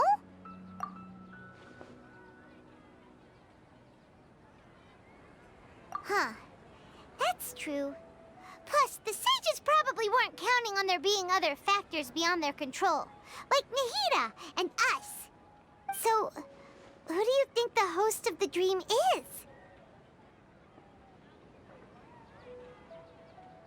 Oh, that would make sense. Ferris, the Knight of Flowers, is a symbol of the whole Sabzeruz Festival, right? Pretty core character. Let's go ask him some questions, shall we?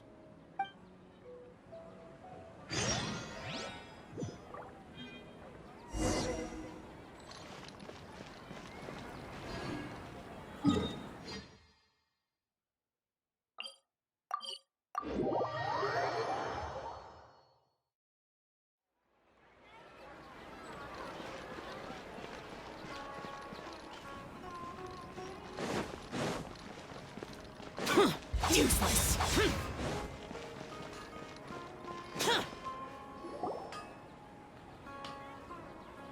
You're back. You left in a hurry last time. Is everything okay?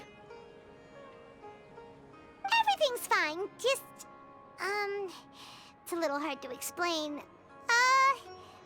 Would you mind taking part in a little experiment with us? An experiment? That came out of nowhere. I'm listening, though. What do you need me to do? Could you make a wish?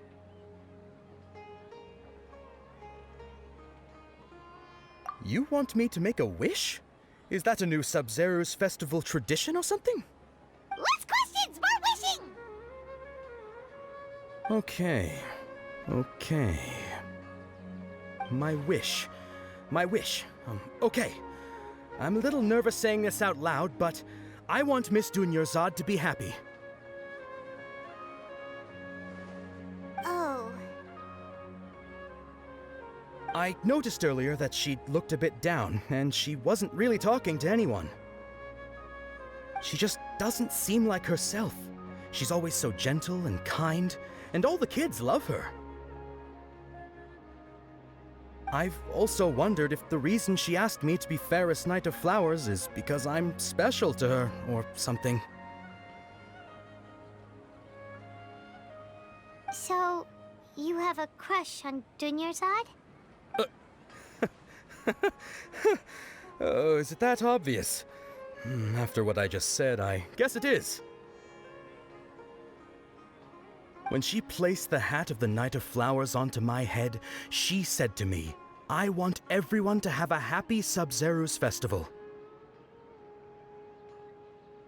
What she didn't realize was that I'm not that interested in how everyone else feels.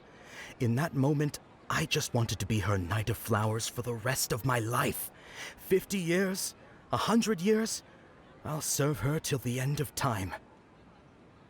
Okay, yeah, that was a bit much. Felt like the right moment to get it off my chest, but that was pretty embarrassing. Okay, I'm ready to make my wish. I would like Miss Dunyarzad to appear in front of me right now with a smile on her face. Here goes. Please come true. I'm gonna open my eyes. Oh, you're... What? Faki?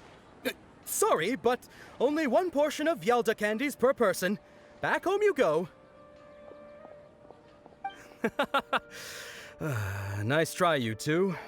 Anyway, never mind. I don't need to see her appear right in front of me. As long as she's happy. Guess he isn't the host of this dream after all. Should have expected it wouldn't be this easy.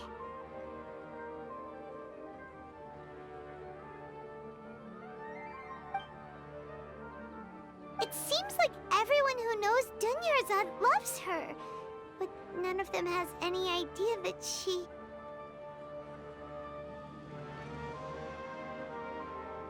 My lady, step back.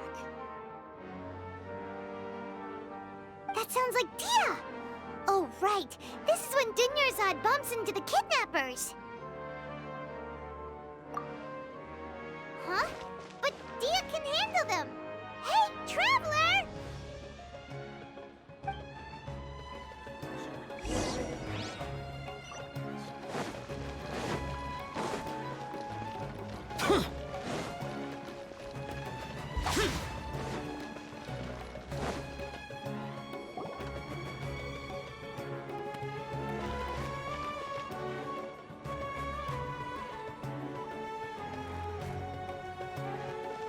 Oh, it's you. Great timing.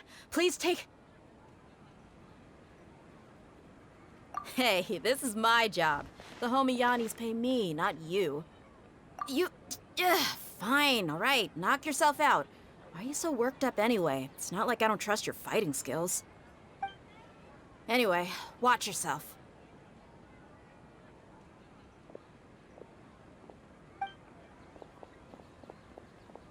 So you got yourself some backup. Suit yourself. You're going down. That's close enough. Punching today. Useless.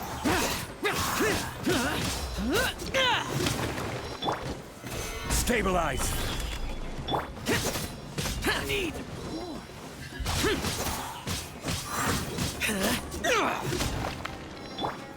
Illusion shattered, torn to oblivion. You want this one?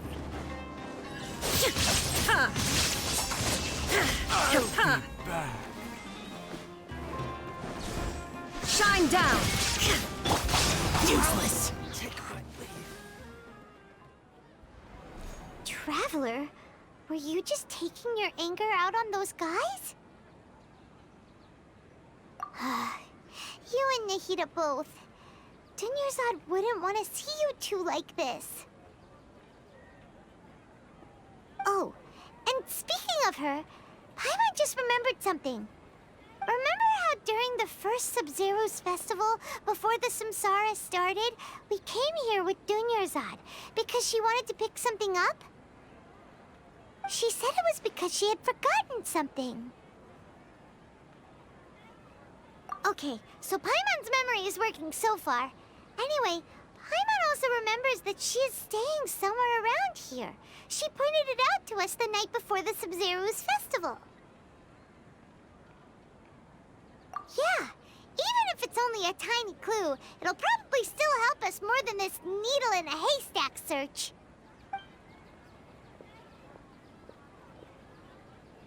This is the place! It's rude to enter other people's spaces without permission, but desperate times call for desperate measures! Hey, the windows are unlocked! Okay, Paimon's gonna take a peek inside.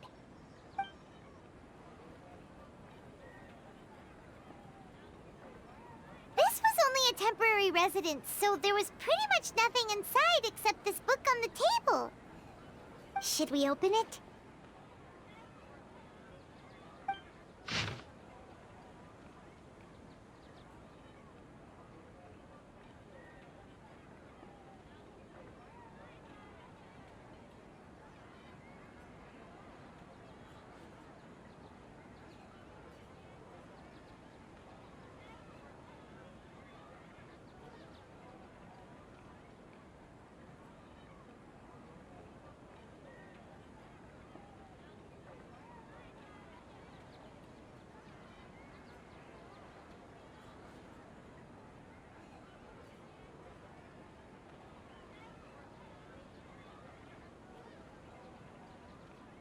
Wow. Dunyarzad wrote all of this. Sounds like she was always thinking of us even while we were away. Even though she was also busy preparing for the Sabzeruz Festival and had all her health problems to worry about. She must have wanted to give this to us as a gift on the day of the Sabzeruz Festival, right? If we hadn't found this book, we never would have known. But now that we know, we can't even thank her.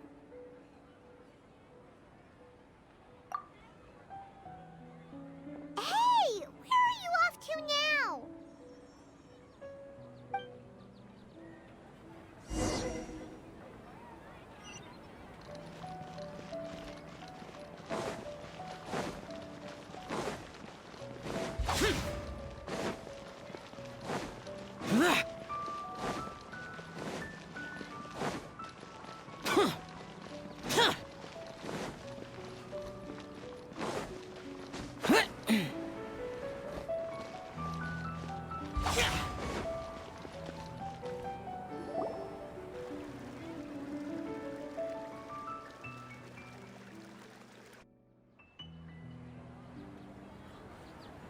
It's Dunyarzad's puppet.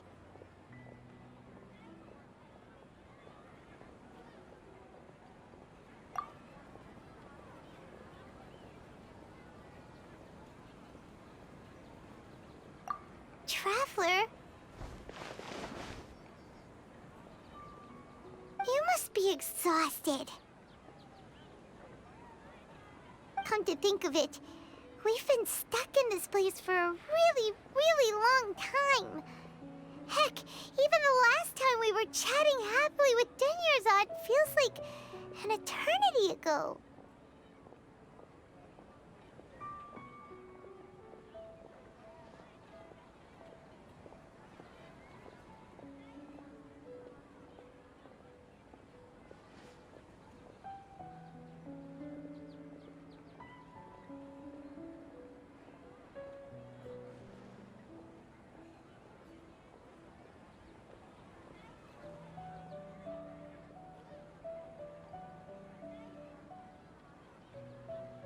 Paimon still remembers when we were sitting here, and the way her eyes sparkled when she talked about Nilou's dance of Sabzeruz.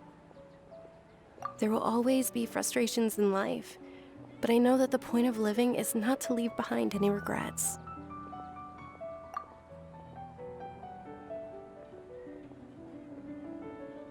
That was what the real dunyarzad said, wasn't it? Does that mean...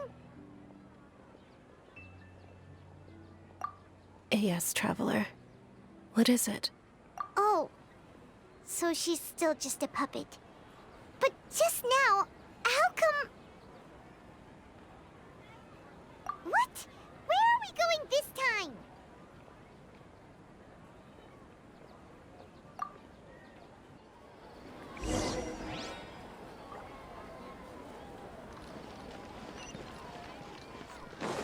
Boring!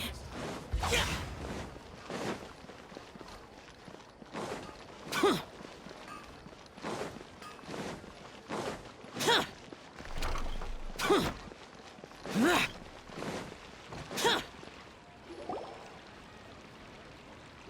If you continue to resist, we will have to order an investigation into every single event organizer.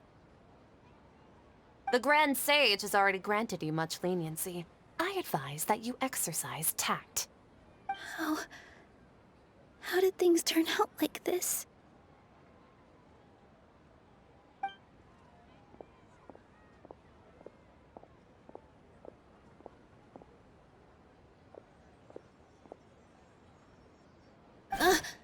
Traveler? You don't have to get involved. He's a sage from the academia. I don't want to drag you into this. Traveler. Traveler? What the heck are you doing? If you get arrested by the academia, that's another day gone to waste!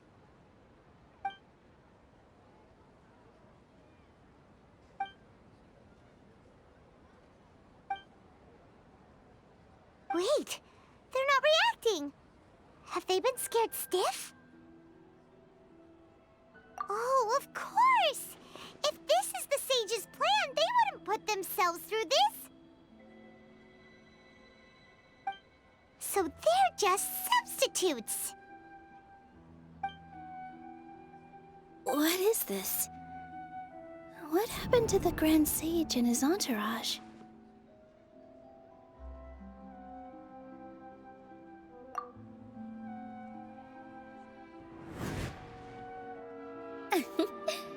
Like I said, they symbolize the goddess of flowers. It's just a shame that all the real Padisarahs went extinct after her death. Yes. The Greater Lord brought forth new Padisarahs in memory of the goddess of flowers. But she ultimately could never truly replicate that beautiful shade of purple.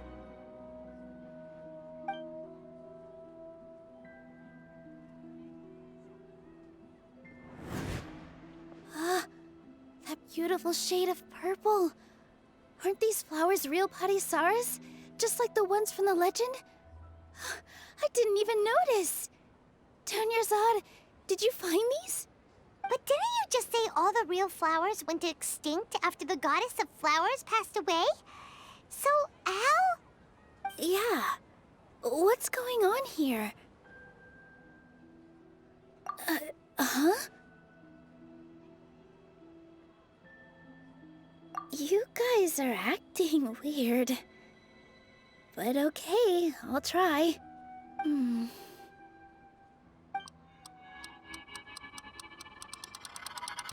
Hey!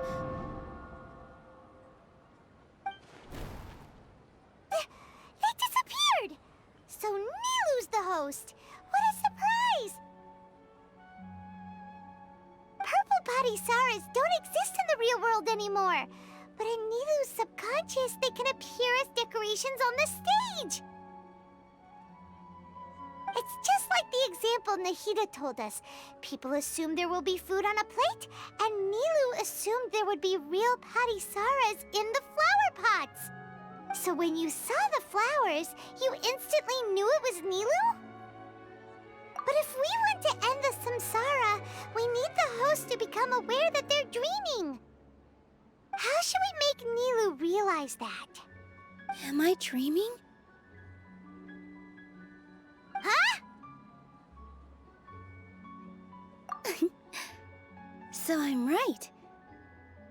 Is this Lesser Lord Kusanali responding to our celebration of the Sabzeruz Festival? Wrong guess, but you aren't completely wrong either. The point is, what made you think this is a dream? As far as you know, people in Sumeru don't dream, right? Yeah, but have you heard the tale of the first sage?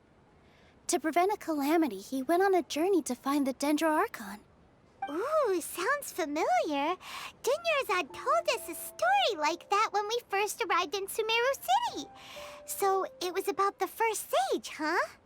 Yep, but in the part you heard, he hadn't become the first sage yet. There's more to the story. His piety and wisdom were acknowledged by the Archon, and she finally gave her blessing to him.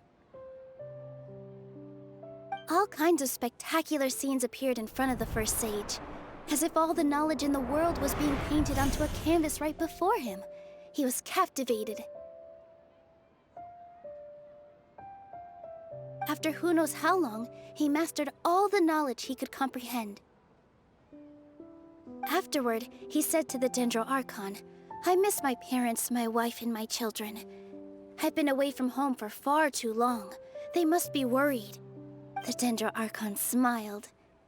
The next second, the sage found himself lying in his bed, as if he had just woken up from a dream. His wife, lying next to him, said, "You're off to search for the Archon today, aren't you? Have a safe journey, my love." In the end, the first sage took care of many disasters in Sumeru City, and founded the Academia. What a happy ending. So, the first sage was dreaming ever since the beginning of the story? He never went on his journey? Yes, but his faith and determination were conveyed to the Archon, so she blessed him in the form of a dream. Paimon understands where you're coming from now. That's a really interesting connection. But we really gotta wake up soon, like the sage in the story! I see. Well, it just so happens that today's Sabzeruz Festival is almost over, too.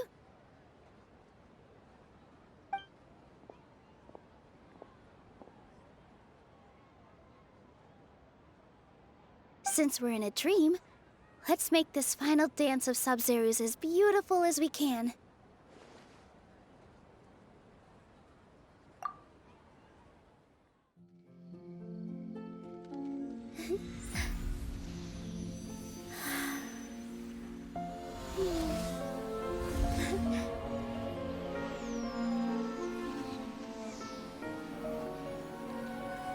The wait is over, everyone.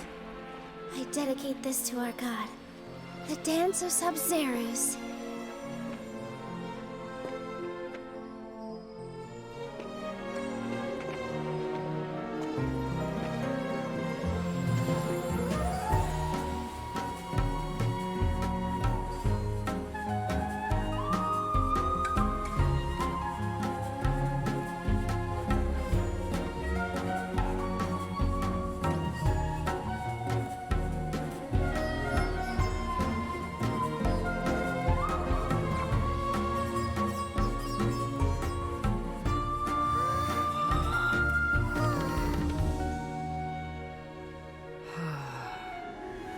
I'd be lying if I said I had no regrets. I would have loved to see Nilou's dance.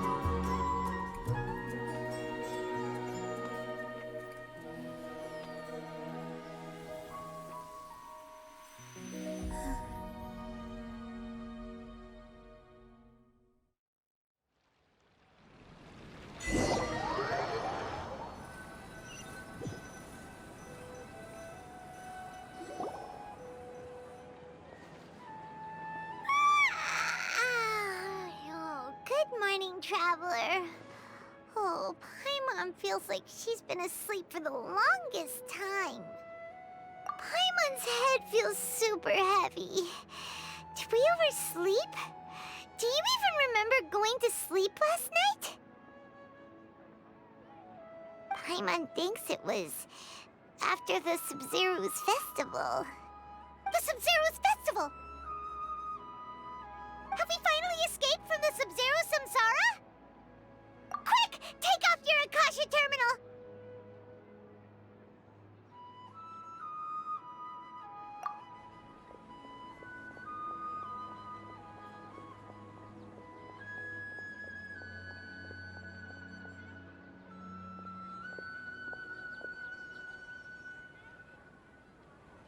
She's not in her room. What happened? Huh? What usual spot?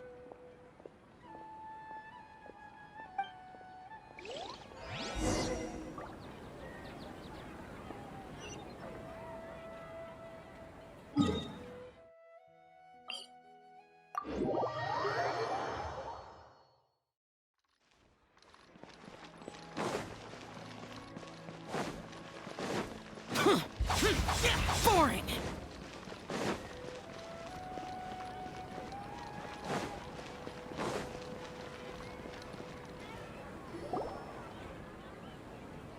Well done, Traveler and Paimon. And thank you, dunyarzad, for organizing the Sabzeruz Festival for me. I'm sorry, who are... Dunyarzad! You're okay! Oh, don't scare us like that! Oh, Traveler Paimon. I have something amazing to tell you. I just had a dream, and I saw Nilou performing the dance of Sabzeruz.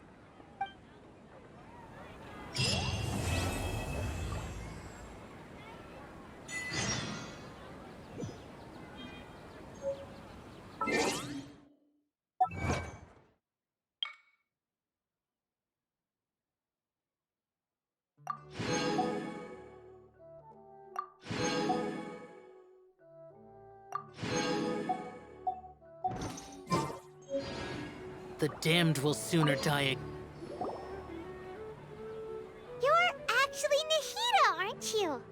Paimon felt like Catherine was acting weird when we met at the Sabzeruz Festival. And... Dunyarzad, did you save her? It's a really long story. We shouldn't disturb her. Her consciousness is still weakened. Let's chat somewhere else. How about by the Traveler's favorite bench?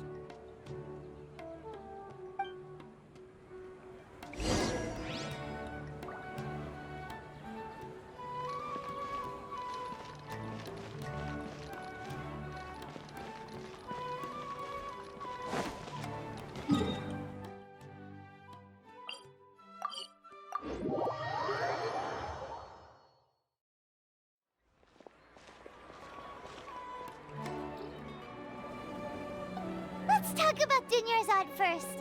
It's such a relief that she's all right.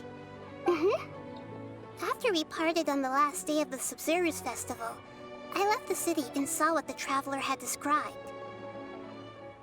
Among the countless dreams, I found one that was growing fainter and fainter. This proved my suspicion. Once Dunyarzad could no longer bear the Akasha harvesting her dreams, her consciousness began to dissipate. But this also meant it escaped the Akasha's control. Such a small fragment of consciousness can't last for very long, though. It will return to its original dream, where both will gradually fade until they completely disappear. I used all the power I had to keep her dying dream alive as long as possible, but it still wouldn't have lasted for much longer if it hadn't been for you two breaking the samsara.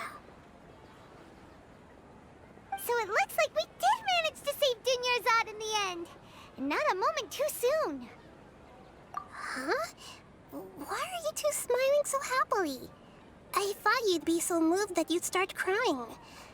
I need to spend more time observing human emotions. Both are fine. Everyone reacts differently. a lot of other questions for me, right? After all, you saved my faithful believer. As your reward, I will answer any and all questions. At the Avidia Forest, there was this incense that made the traveler fall unconscious and dream of a huge tree and a red sky. You also heard someone's voice, right? It said world and forget me. Yeah, so you do know! We've been wanting to ask you what that was about, and if the red sky was related to Conria. It seems like the Traveler established a connection to Irminsul. That was a message left by Greater Lord Rukkhadevata's residual consciousness in Irminsul. Perhaps her last memory before she died. As you two probably know, Greater Lord Rukkhadevata disappeared after the disaster in Conria. The timings of these events do line up, so your suspicions are reasonable. A message from Greater Lord Rukkhadevata? We thought it was from the Scarlet King. The Scarlet King? That god who died even longer ago? Some present-day desert dwellers still worship him. You probably just heard some of their conspiracies. Okay, so what does the message mean? I still haven't managed to decipher it. Even the Akasha isn't currently capable of doing that. Greater Lord Rukkhadevata's residual consciousness in Irminsul seems to be contaminated with something that has a very dangerous aura to it. Many devoted scholars go mad as soon as they connect their consciousness. I've warned the Academia about this many times, but people still keep falling victim to it. But I believe this is the key to saving Irminsul. That's why I've kept trying to decipher it. So the tree in the vision was Irminsul? Oh, Tighnari also said that Irminsul is sick! Is it because of the contaminated consciousness? But even if you can't figure out what that vision was all about, it seems like our search for you was all in vain. The Traveler wasn't affected after coming in contact with that consciousness. I've never seen anyone like that. With you here, we may have a chance at deciphering it. No, we must decipher its secrets. I've already eliminated all other factors that might affect Irminsul. This is the only one left. This puzzle has life and death at stake. It could determine Irminsul's fate, as well as Tevat's. Got it. I hope my answers were satisfactory, seekers of knowledge. To be honest, maintaining Dunyarzad's fading dream took a lot of mental energy. I think I may need to rest for a while. Oh, and you don't need to worry too much about the Sage's activities for now. The Akasha won't be able to conduct another project on the scale of the Sabzeruz Samsara in the immediate future. Go and get some sleep. Leave everything to us. What a relief. This is truly the most exhausting birthday I've ever had. Traveler? Paimon? Why am I here? Do either of you know? Maybe you were sleepwalking. You know you can't wake up a sleepwalker.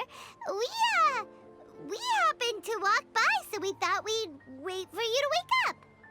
I see. I should visit my maintenance personnel sometime. Oh, I'm fine. I better go. Thank you.